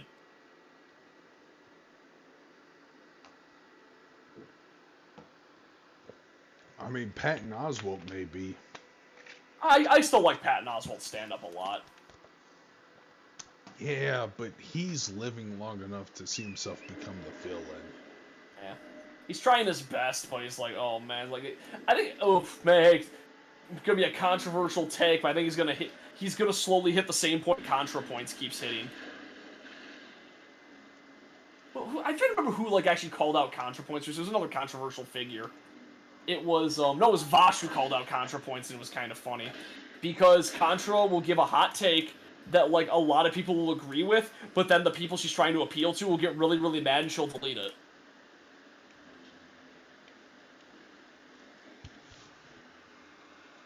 And like he said, like countdown to the tweet being deleted, and then she deleted the tweet. Yeah. Damn. I don't remember what the tweet even was. It was like some really nonchalant thing.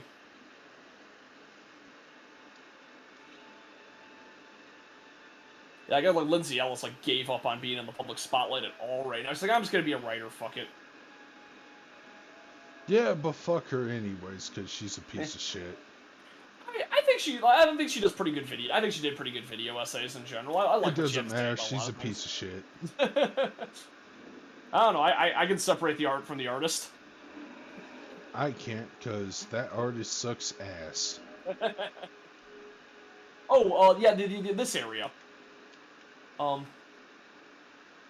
Hey, then Matt, you'd be perfect for that discussion. Let them fight.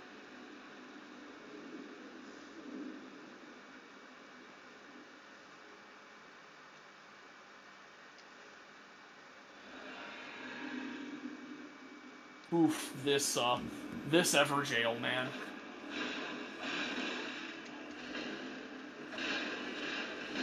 This Everjail I did much later than I did most things because that dude is real. Have you done this one yet? No. Well,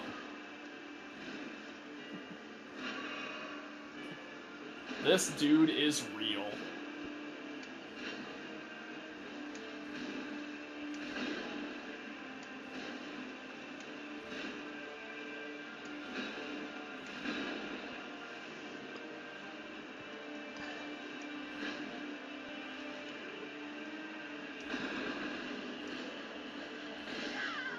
Oh yeah, so Sierra also mentioned Invader Zim for like cringy stuff. Which I still love Invader Zim. Jonan Vasquez is great.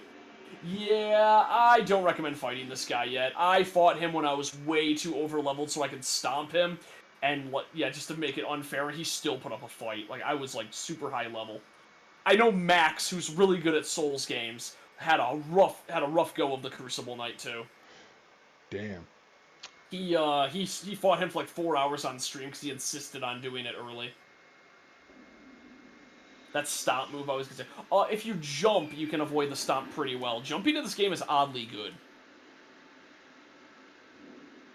Yeah, doing a jump into a heavy attack is super good. Oh, good thing about the Everjail is that they drop your runes outside the jail itself. So you don't have to go back in to get your runes, which, hey, that's a nice touch. Well, shit. Wooly had a fun moment with the Everjails because the first one he fought was the Crucible Knight. He's like, yo, this is where they lock away the cool motherfuckers. And then he fought like the easiest dude ever. He's like, oh, maybe not. There was like this one like super weak Everjail he battled where he like killed the guy in seconds. Guess I'll go back to Stormvale Castle. Yeah. Like I said, you can either go back to Stormvale Castle, or you can skip it completely and go on to the next area. Which is pretty tough, but I would, Oh, you already went to Liurnia. Okay. You already did that. Never mind. Oh, I explored a bit on Liurnia. Yeah, Liurnia the Lakes. I mean, you can if you want to. There's a lot of cool shit in Liurnia, or you can do Stormvale Castle, because Stormvale Castle's pretty damn cool, but... Yeah, Stormvale Castle's like the size of... Like, alone is like the size of Boletaria from Demon's Souls, which is like the biggest zone in the whole game. Yeah, Demon's Souls is extra weird because it is, it kind of became a Souls staple that the level design is really cool and, like, all the ways things interact, like, shortcut back to one another is super well designed. Demon's Souls didn't really have that. It had moments of shortcut porn, but every zone was, like, separated into a straight-up level.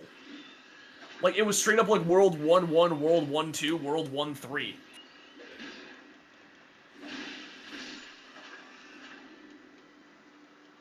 Oh, if you see those little orange circles on the map, that is a cave, and you want to go to those, because that's where you get all your upgrade materials from.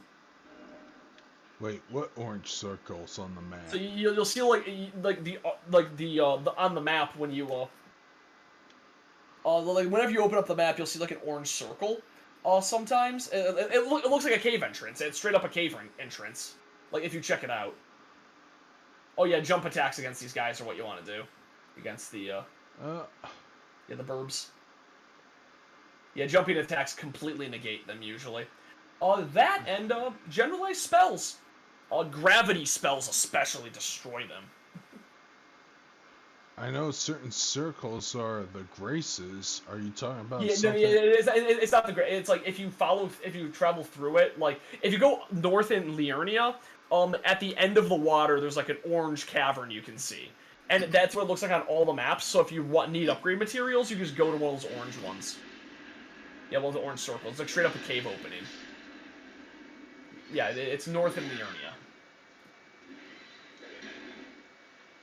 Yeah, that's where I definitely saw one. I think that's the one I went to that actually led me to getting to an area I wasn't supposed to get to yet, like way too early, because I fought a really high-level boss.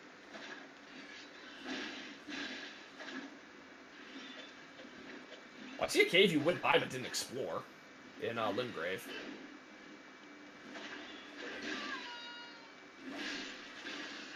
Yeah, those birds ain't nothing to fuck with. And except they blow themselves up sometimes, which is fun.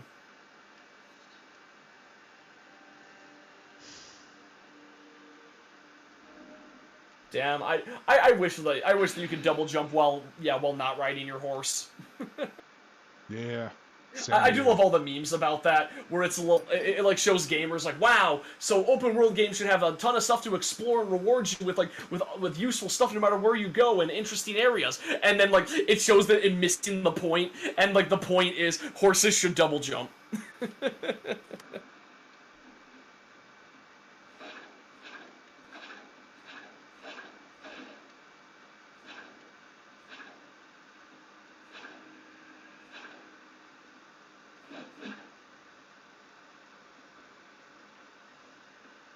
Oh no, my group being horny again, sharing Gantz cosplays.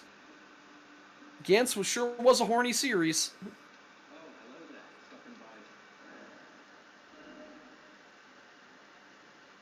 Oh yeah, back to like, yeah, turning red and cringe and all that. I absolutely love what Pat said about it.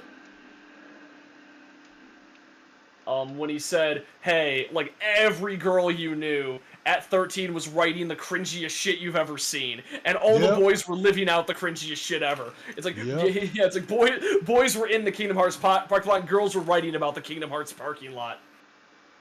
And Yep. we heard about Yep. Scott Hall at the moment it happened. Man, it's unfortunate, but You said Scott Hall, you mean Scott Pilgrim. well, what? Well, I mean, no, Carnage mentioned Scott Hall. Oh, yeah. Yeah. It sucks. It always sucks when they get clean and then like they've taken so much damage to their body that they still die, and it's such a bad way to go. This is me opening up, man. Yeah. That's what happened to the guy from Avenged Sevenfold, which he was clean for a couple years and then he just had a heart attack one day. And everyone's like, did he relapse? Like, no, but his like heroin destroyed his heart so badly, even though he was clean, he just couldn't live any longer. And it sucks. Nobody deserves to go like that after they get their life back in order. Like, it's bad when you get punished for stuff you did and have already fixed. So yeah, I can't remember which WWF show it was. I was gonna watch it until the fucking NBC Peacock bullshit. Yeah. But the first major main event I ever saw on a wrestling show was the Macho Man Randy Savage versus Razor Ramon. Yeah. So yeah, Scott Hall was always there for my wrestling childhood at the very beginning. Yeah. So to see him go the way he did, I know he was part of that fucking shithead clique group, but Not his fault. I think he was a fantastic wrestler. oh, he was. Yeah. It One of my was favorites. Razor Ramon was one of my favorite wrestlers.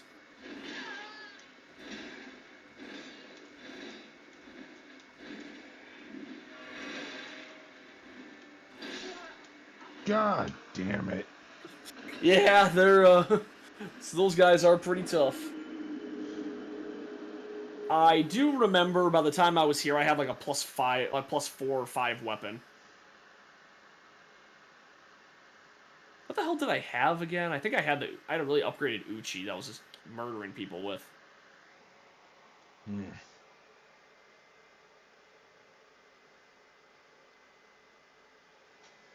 Yeah, you gotta like get over your habit of blocking if you're gonna dual wield the claws, because you lose your shield that way. Which, if you I guess if you do take a hit with the shield, you can press R2 as a reaction and get a punish off of it. Which is one of my favorite mechanics in this whole game. If you block something with your shield, you can press R2, and then you do like a punish attack that does like double damage, and it hurts your enemy's poise a lot, so it usually knocks them down. I got in the habit of like doing a lot of jump downward plunges, like jump heavy attack, which is always really fun.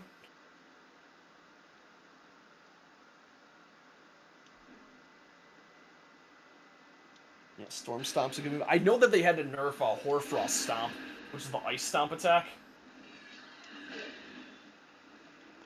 Because I saw how that used to be, and holy shit, that was broken.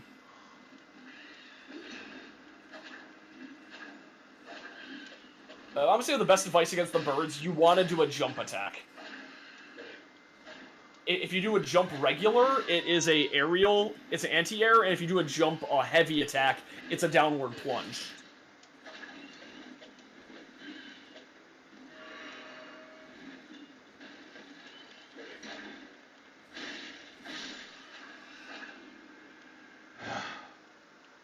That worked. Yeah. Still. Those fucking birds, man.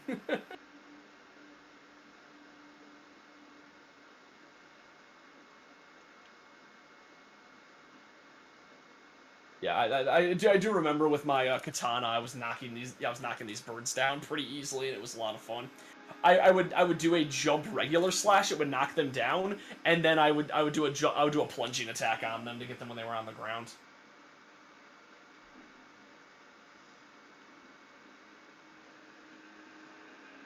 I think I was using the Bloodhound sword for a lot of this, because I just really like that weapon, too. It's a cool weapon. There's, like, nothing in between. I either want the fastest, dumbest weapon, or I want just some big fuck-off stick.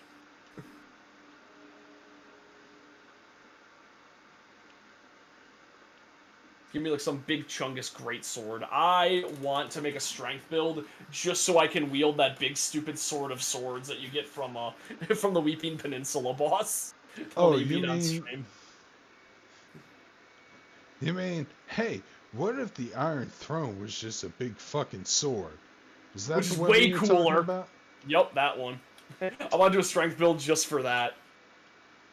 I understand. I have the similar sentiment, but I don't think I should do it. So. Yep, fair enough.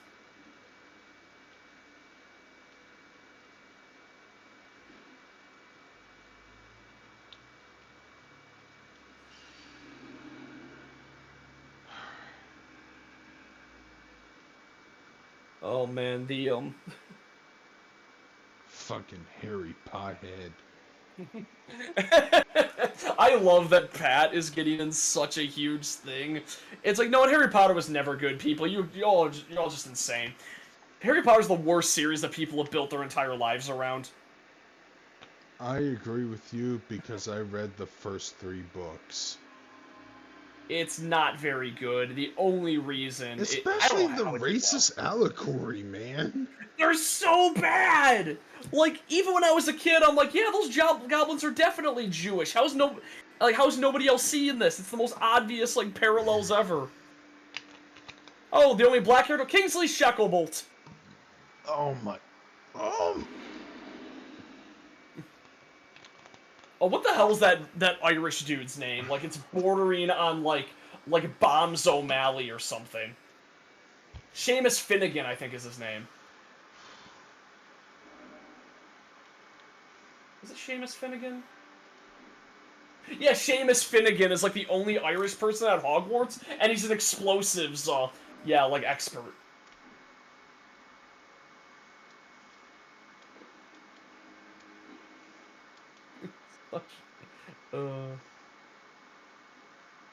Harry Potter's stupid.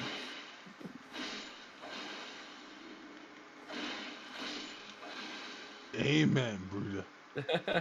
Amen. Oh, that was one of my favorite podcasts I did with Al. Was me and like some of our friends just shitting on Harry Potter for like 3 hours. I heard Discworld is apparently really good, and like nobody talks about it because like Harry Potter kind of like covered it up. But yeah, like I do love Pat talking about that because he's going like, why is it so difficult? It's like those poor people making the Hogwarts Legacy game. Like the second that they say anything, J.K. Rowling has another bad take on Twitter. Can't blame them. Because that's what's gonna happen.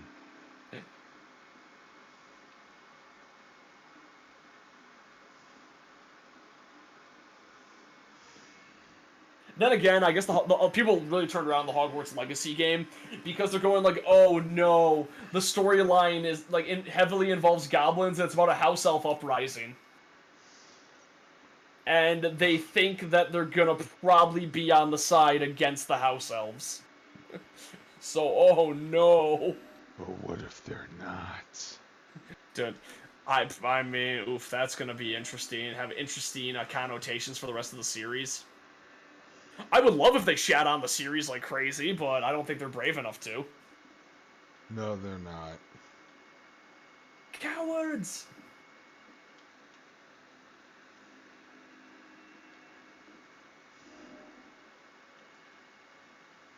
Mm. Yeah, this like I said, I did Stormvale after I did like everything in Limgrave. I found an interactive map on the wiki that I used for like everything.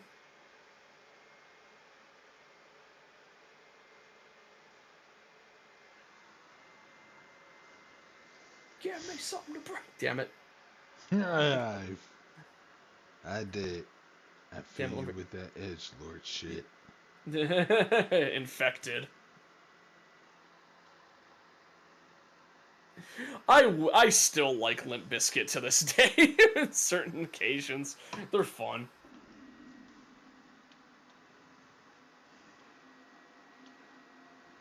I do have that bad habit whenever I'm rapping, I do like sing like Fred Durst.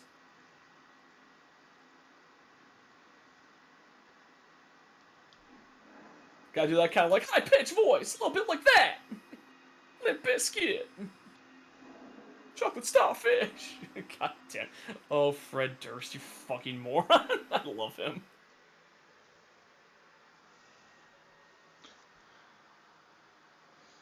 Yeah, I bet you do. Oh, sometimes you just gotta appreciate like just people like that. You just gotta appreciate just the dumbest stuff.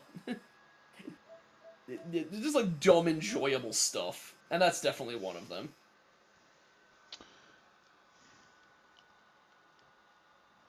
Oh man.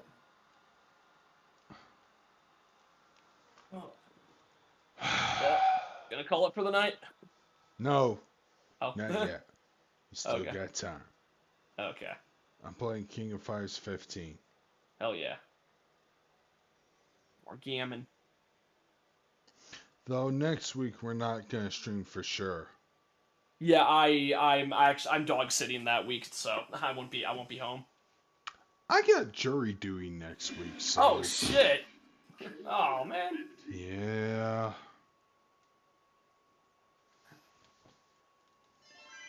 Yeah. Well, let's hope it's an easy case. Probably not if they need a jury. No. I've never gotten jury duty. Maybe I should check my mail more often. Maybe they sent me jury duty like 5 times. I've never responded. Well, if you didn't respond to any of those times, you would have been arrested already. So. Good point. And then they'd call those people for jury duty and nobody would show up and they'd get arrested. The endless cycle of jury duty. Just call me. You got my information.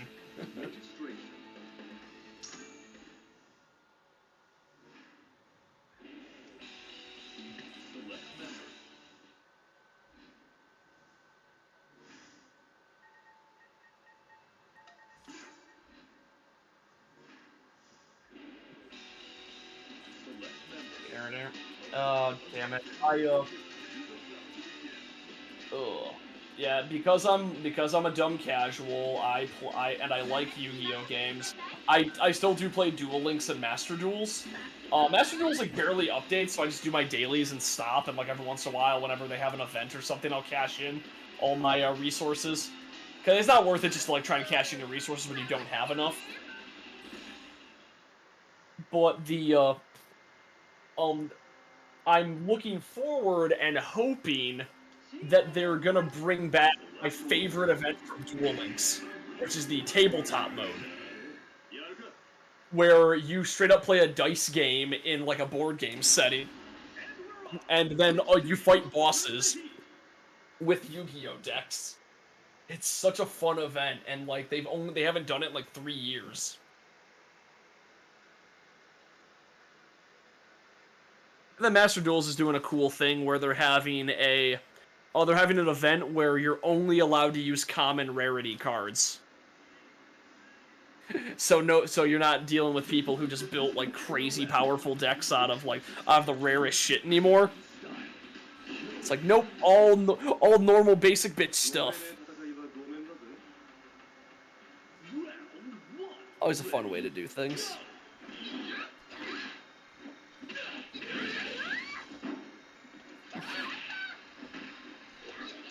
Oh, man.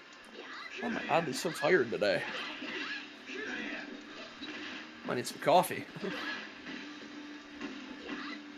Some kafufi? Some coffee. I just always think about that stupid, Man, the introduction of Terry into Smash was the best reveal they ever did. Sure was. Actually, you know what? No, okay. That one is first, Kazuma is second, because oh my god, that Kazuma reveal was incredible. Dropping Kirby. There Kirby falls. When he looks over the chasm, he just quietly floats away. Yep. Man, I was... that one image of Mario walking to rekindle the first flame, and everyone was getting hype, and they're just going like, oh shit! And then there was just that one, my favorite tweet, which was, POV, you're a Dark Souls fan about to get the biggest disappointment of your life. Oof. That was such bullshit.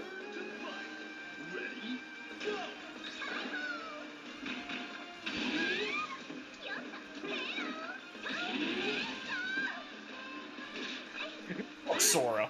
Kingdom Hearts is a bad series.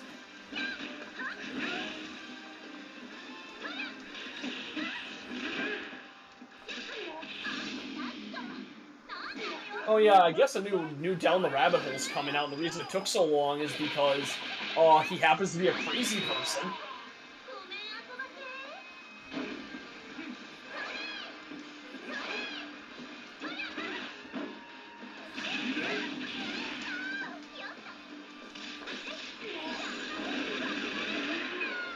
Yeah, and he's going like, yeah, this is gonna be like 3 hours long. It's like, what?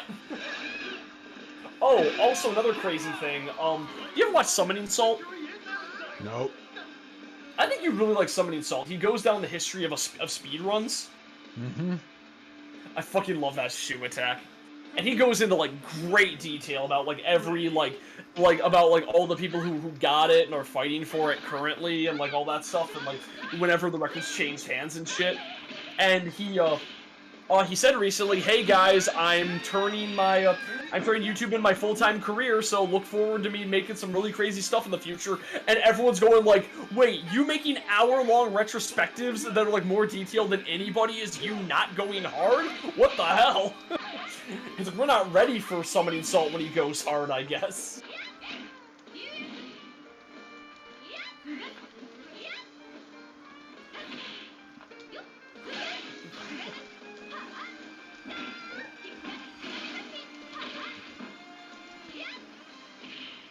I gotta buy that Darkstalkers collection when it comes out. I know it's a lot of Capcom fighting games, but it's really the Darkstalkers collection. Yeah.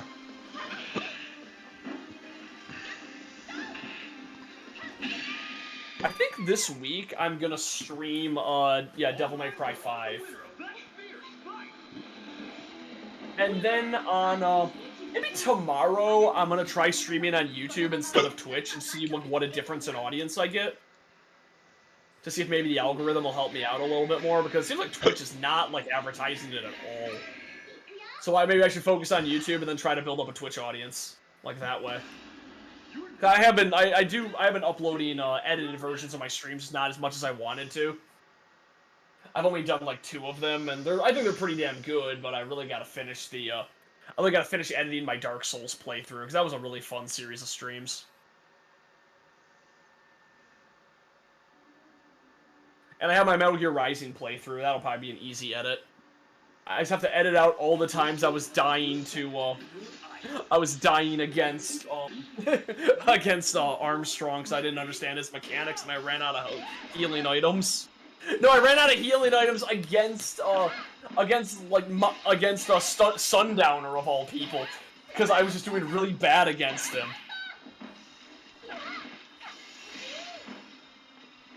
And he has like one of the best songs in the game, and the girl I was playing with was going like I killed it, I beat him, it went to the second phase, and then he immediately like cuts to his theme music and like cuts to the end of the fight. And she's like, oh no, I love that song. Yeah, then we got to listen to his full music for like a few minutes. No, not even, like 30 seconds, and then the fight was over.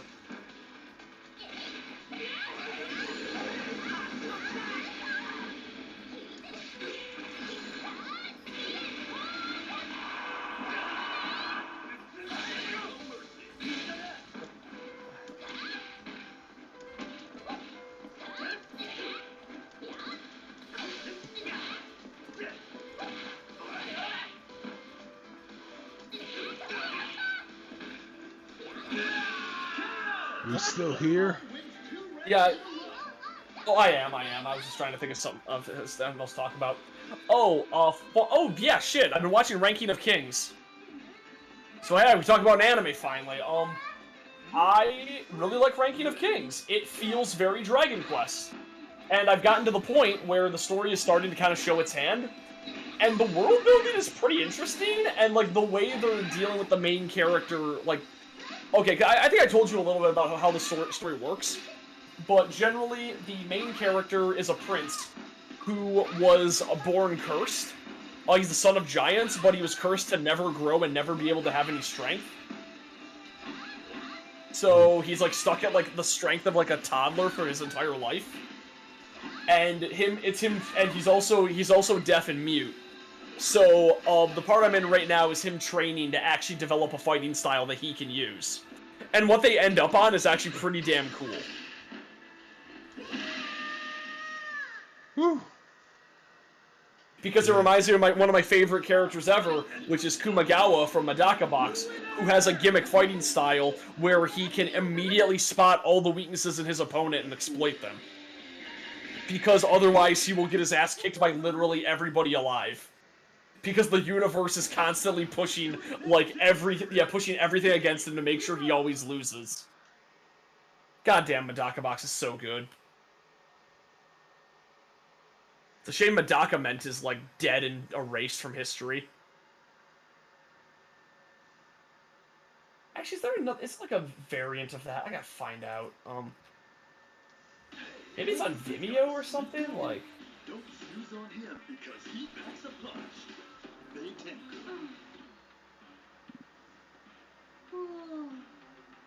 Yeah, Infinite Ment is also gone. Round one. Ready? Go! Yeah, what the...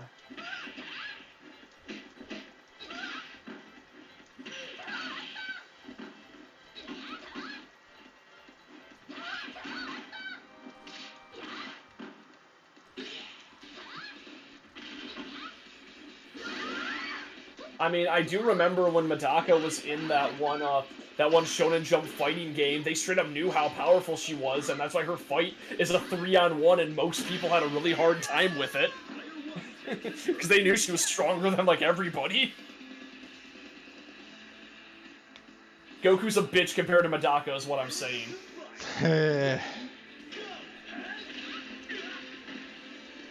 Like, she could canonically beat, like, everyone in the DBZ universe. Mostly because her abilities are like hacks and reality manipulation.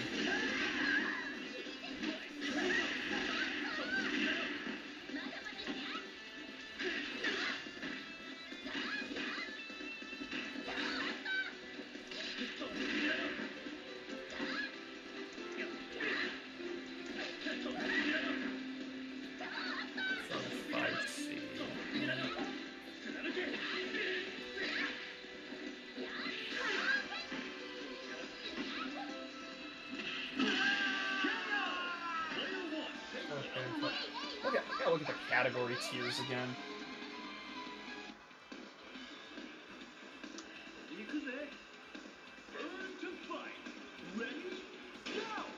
Yeah, no, the deal is because Medaka has that dumb shonen power that I usually hate, of steals your opponent's abilities. But is like the limits of like what she can do are like so fucked and weird that it's like, okay, yeah, it's like, oh yeah, you can, if somebody alters reality in front of you, you just understand how it works, okay.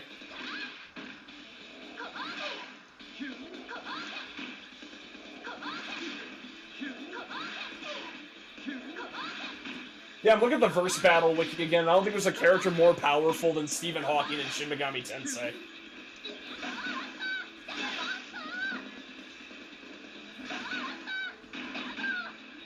Look at the characters by tiers again, yeah. Yeah, tier 0, let's see, who the fuck is Judy?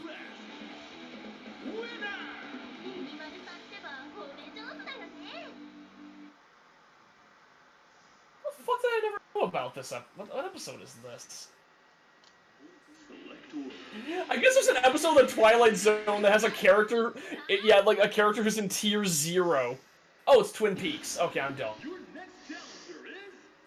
Okay, it's a character in Twin Peaks that's like more powerful than any fictional character ever.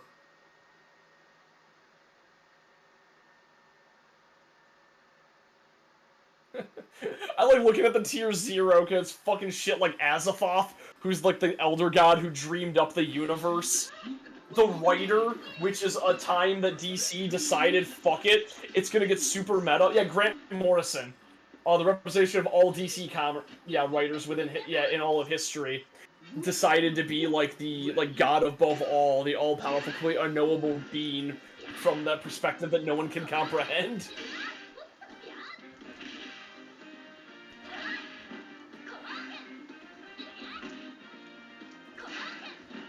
Character tiers get so weird if you go through it.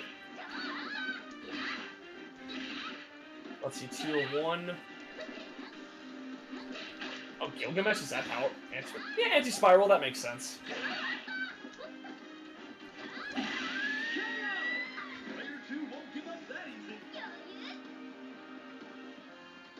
I'm just looking at like the most powerful characters in fiction.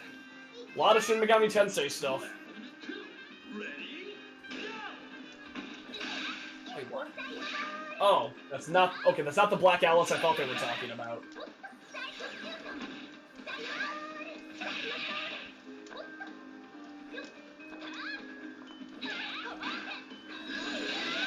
You got Tengen Toppa Gurren on there. What the fuck?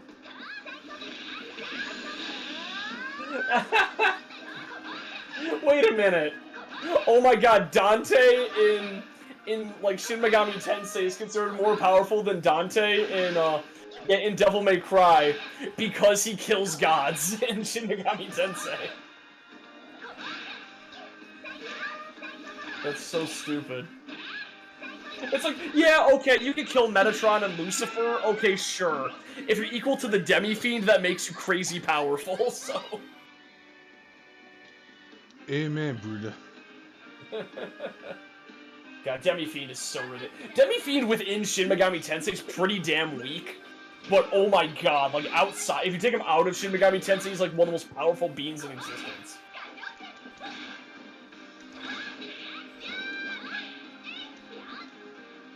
Like, I do know he's, like, considered, like, D tier on, like, the actual, like, Shin Megami Tensei, like, power scales.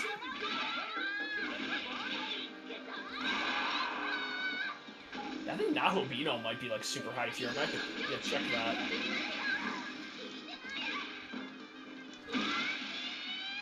Yeah, now that Shin Megami Tensei 5's been out for a while, I might need to check out what the official, like, power levels of Nahobino are considered. At least by, like, the fan base. I don't like power scale discussions because I think my favorite thing to do is, no, I don't want to talk about how strong they are. I want to talk about how good they can do other things. Like, yeah, sure, Goku is strong, but can he cook food? No, you can't. He's a shitty cook. How about being a good father? That's why Bowser is better than him. That's why Goku is never allowed in Smash. They don't allow shitty parents.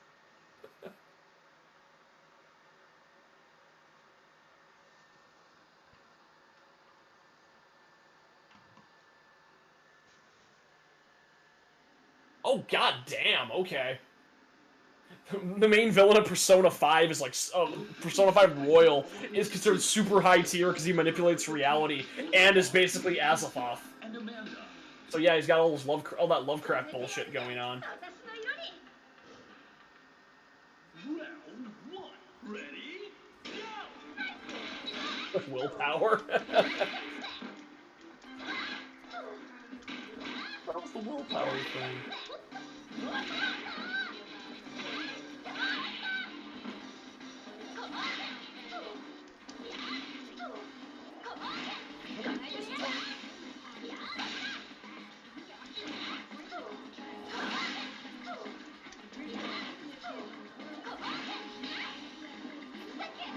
Fucking explain what willpower is in this situation, assholes.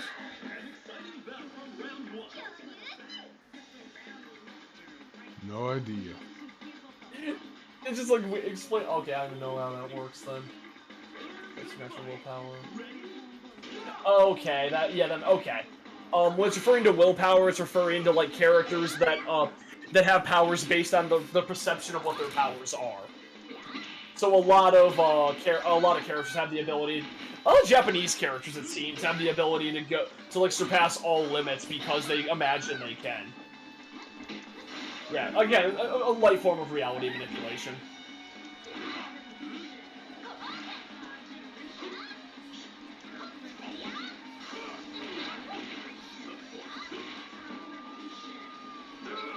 Yeah, Nahobino's properly in first tier. Nahobino's like killing gods like non-stop, so it is really weird to imagine like what like abilities like certain buffs look like outside of a outside of a turn-based battle system.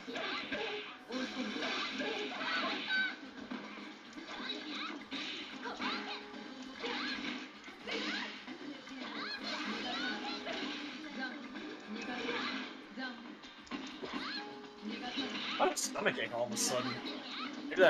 Maybe that pot roast isn't sitting too well. Oh well, it was delicious.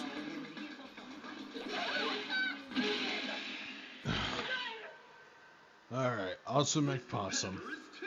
Okay, so he said that headband was from probably 2009. So a little bit late, about what I thought, but still seems a little too late for that, but whatever. I agree because he made his Naruto rant in 2008.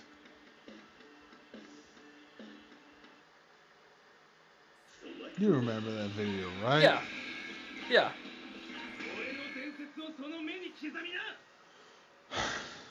I'm just saying. We're in the final act now. Who is going to claim victory? I'm assuming the headband was ironic. Like, I would totally, like, even though I don't like Naruto, I would totally put on a headband and be like, yeah, I believe, just take dumb photos of myself. I do that all the time. I have so many dumb photos of myself floating around. Especially during the brony days. Like, fuck it, this looks hilarious. One of my favorite photos is me holding a giant plushy Pinkie Pie. Dirt! What? Yeah, I'm just gonna pause right here. Alright. I'm gonna take a piss break. You read the chat. For it. There's no new chat.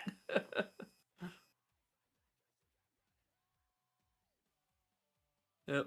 Oh.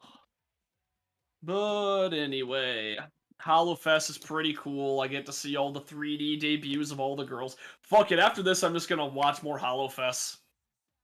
Because I might be too tired. I would like to play more Elden Ring, but if I start Elden Ring after the stream, I'll probably be playing until like 4 in the morning. I got work tomorrow, and I don't want to deal with that. Ugh. But, I gotta take a piss too. I'll wait till he gets back. Man, probably grab some water, maybe a lemonade or so. I got some limeade in the fridge. It's pretty good. Both limeade and lemonade are pretty good, but I like lemonade a little bit more. I'll probably not buy limeade next time. Ugh. What day does what day does that start? I'm gonna check that right now. Gotta check my Steam and see what day the Master Duel event starts.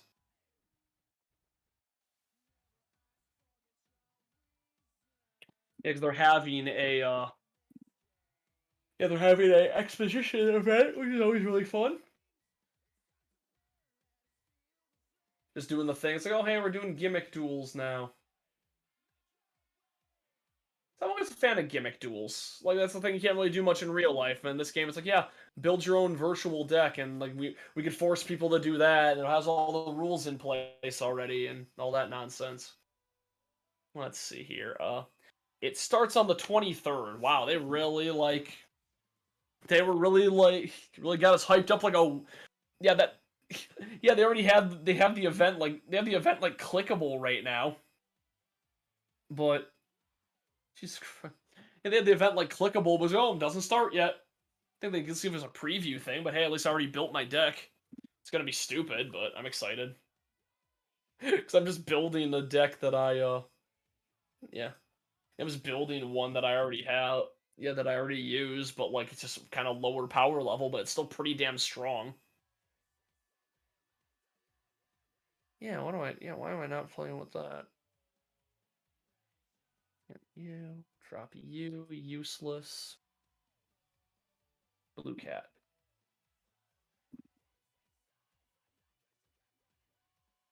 You, add another cat. Perfect.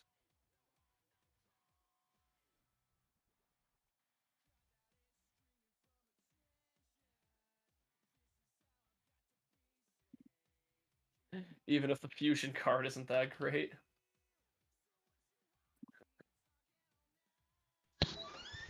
Oh, jeez.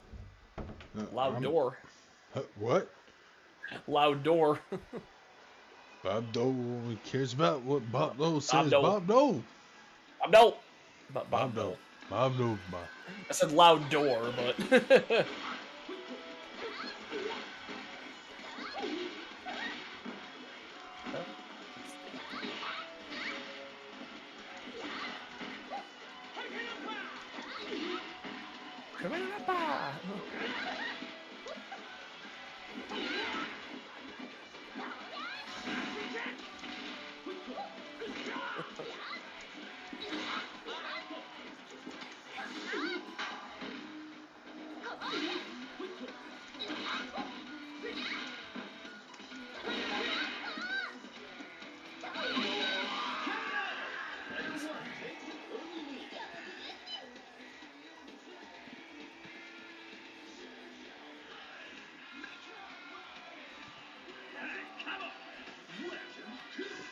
Here we go. Do it. Love a little butt smack she does.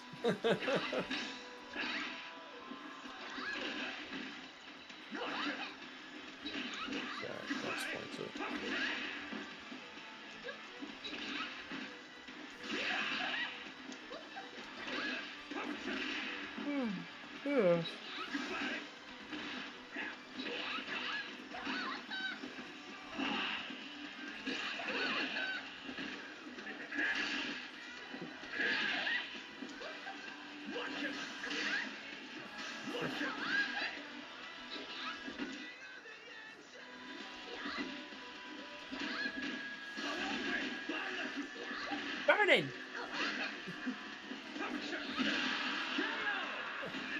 There we go. Yeah.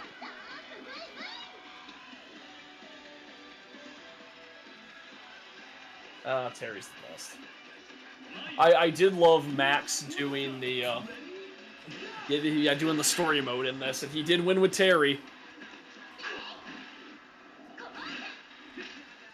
As everyone should. When you're Terry, you're always winning.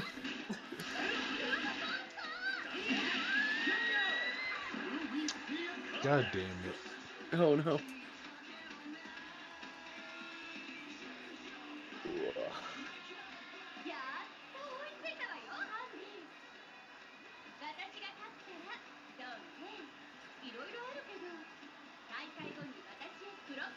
Ooh, man. I thought I'd go to bed early tonight. I'm exhausted. What the hell?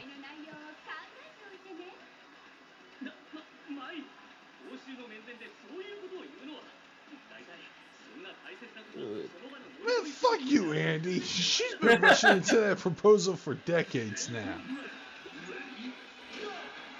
Now I have to kick your ass.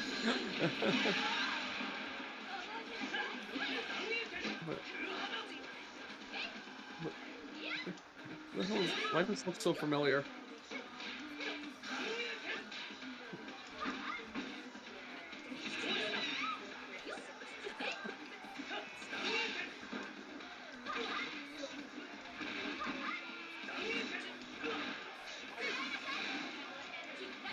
I'm watching this random video that Al sent me that's his Mortal Kombat Deception, like, promo trailer for, like, Maxim Magazine, like, vote on the hottest, like, video game woman. It's, like, Jade cutting a promo. Yeah, G4 did some shit with that. Yep. That sounds like G4. That's the thing. I was gonna do a video retrospective on G4, but then G4 came back and sucked. So I'm like, well, now I don't have anything. I don't really have anything to talk about. I just want to like mention like it is this forgotten thing that's like gone now, but it's back. So it's like, well, fuck. That's not as fun to talk about. Maybe I should just call it the rise and fall and deeper fall of G4.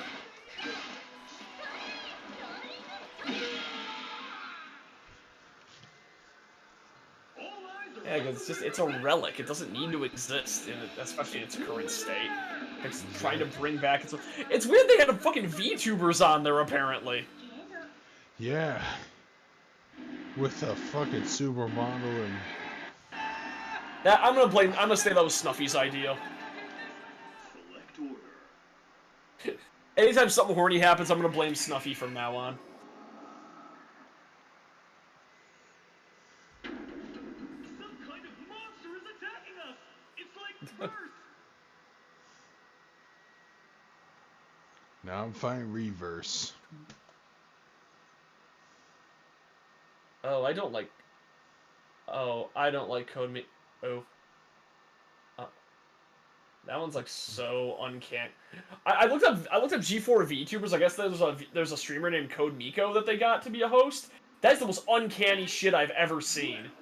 Like usually VTubers try to be more anime, and she looks like she's from she's a 3D model, and it's like, oh, I don't like that at all because it has more realistic proportions.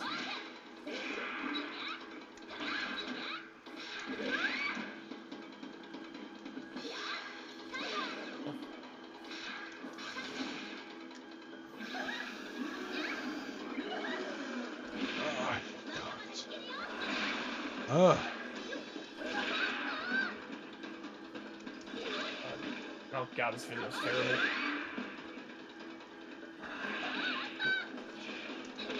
So I'm just going through videos trying to find the stuff. Every time I click something that's garbage, I gotta delete my history so it doesn't give me a bunch of recommendations based on it. I got videos on my John St. John video from like 2011. I got a comment on it.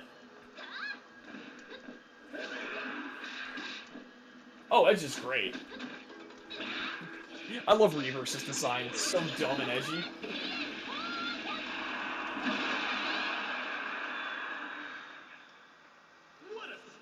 Woo! No, yeah, Cameron. The Reject Edge progressed to Waifu is in regards to Testament, who was very androgynous and edgy and is now like hyper feminine, and got them thighs, and it's great. Canonically non-binary, which is pissing off a lot of people. Who gives a shit? The design is good. That's my issue. Every time they have, maybe hot take, but every time somebody gets upset that a character is gay or non-binary or trans, I'm like, I don't give a fuck. Are they a good character? Do they have a good design? Good. That's the kind of stuff I like. Is you can have that without it being like their entire character, and when it's not their entire character, it makes it even better. It's just like a trait they happen to have. Awesome. I invite diversity like that in games as long as the diversity isn't the entire character.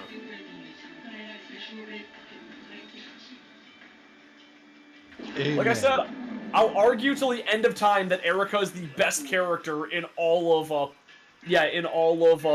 Catherine. And going on the opposite spectrum, people declaring that a character is something they're not is extra harmful because it distracts people from actual representation of a character in regards for people doing dumb headcanons that actively destroy the point of the character, like Naoto. Naoto's storyline is about sexism in the workplace, and everyone makes it about gender identity when it's not.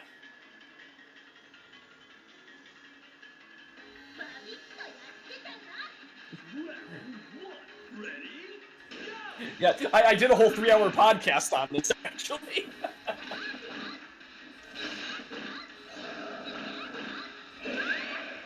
What an SNK boss. On my YouTube channel, Sir Squiggleton. Yeah, the video is called LGBT Characters in Media, Two Cis People Attempt to Avoid Controversy. It's me and my friend Mer just going off about, our favorite examples of, of like queer characters in things, and characters that aren't, and people shouldn't consider being like LGBT representation, like Chihiro, Naoto, and that was another one that pissed me off that like everyone keeps considering that like takes apart their character. It was I think it was a Persona 5 thing. It's been years since the video, but it's like a 2-3 hour discussion about it, so. And then I go into Grand Blue and how much I love Ladiva. It's such an interesting take on a trans character in a fantasy setting.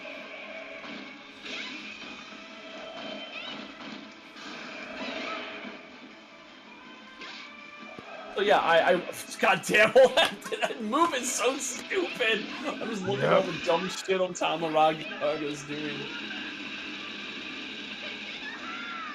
What an asshole. Can the waifu team beat the waifu?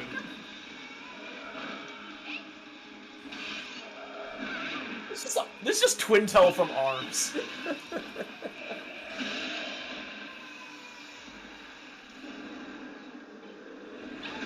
What? I mean, I guess we could talk about I mean, I don't really watch Naruto, nor have I ever been into it, nor do I really care.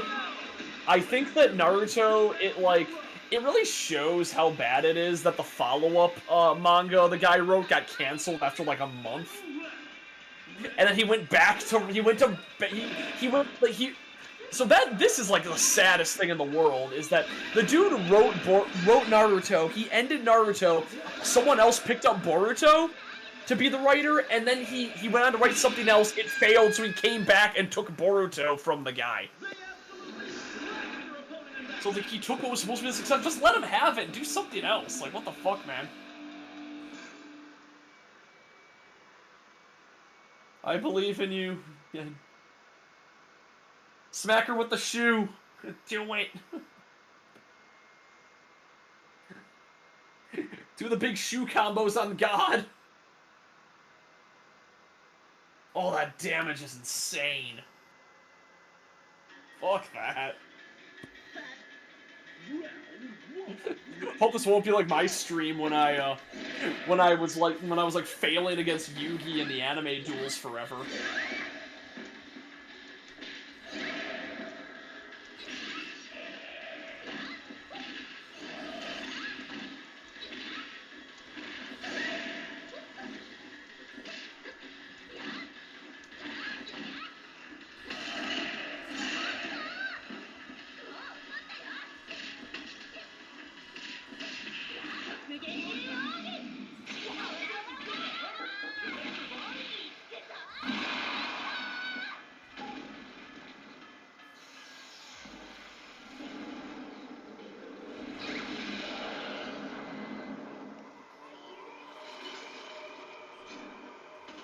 Oh no, Al messaged me about Mortal Kombat and going on about the discussion with Egg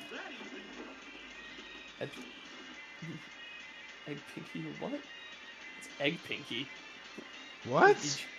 I don't know what Cameron just said. He's like, this is cringe, but I want Egg Pinky as B Janet. I don't know what Egg Pinky means. Sounds like a sex move.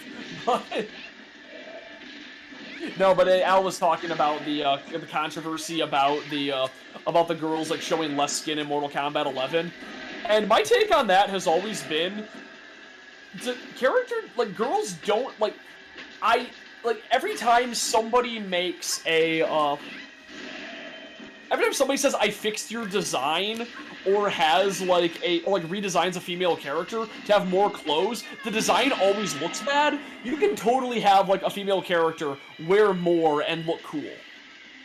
Like, as long as you keep the design aesthetics going. Like, Mai would still look cool if she wore more, and like if she wore like a deeper Chinese dress, or had like a big scarf. As long as she keeps the flow of the fight and the design going, that looks cool. Oh, Equestria girls. Okay. I could kind of see that design. Yeah, go Mai. Not entirely. Double KO.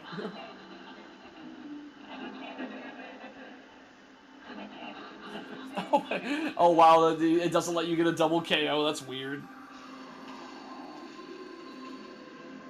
Finish her Yeah, off I with the still shoe. won at least. Yeah, yeah. TMNT Battle Nexus. Was that TMNT game out or was it just announced? What TMT game? You said it's good to be a turtle, and I was like, I figured you were talking about the Well, TMNT game. well, no, there's also a compilation collection coming out, Yeah, dude. yeah. That's what I was talking about. Well, yeah, that and Shredder's Revenge. Okay. Yeah. Yeah, there's that compilation, and then it's the. I remember they were talking about like the weirdness of that Shredder's Revenge game that was, or no, the Turtles. It was the Turtles in Time reshelled that got taken down like immediately. It like had a world record of the shortest time available online. Video game preservation's important. Probably. I guess PT would maybe have the lowest time online, like for a record, but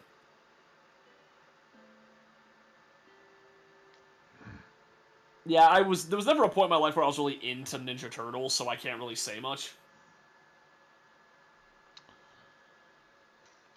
Because when I was growing up, they didn't really have a show that was on at the moment, so I'm like, well, okay. Like, by the time a new TMNT show came out, I was, like, too old for it, so...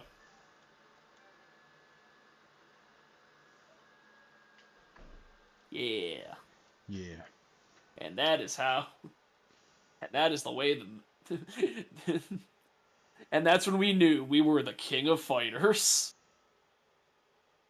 Oh, no. This really was the King of Fighters 15. There we go.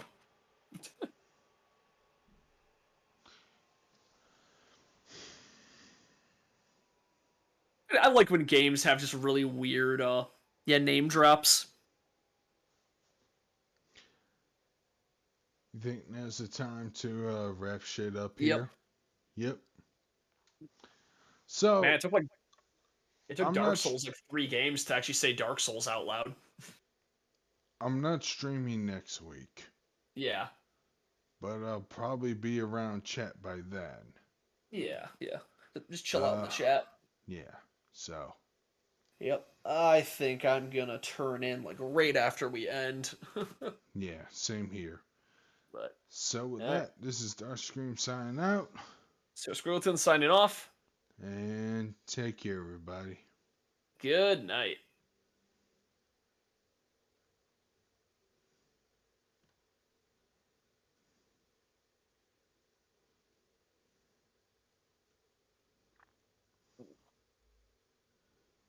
We off?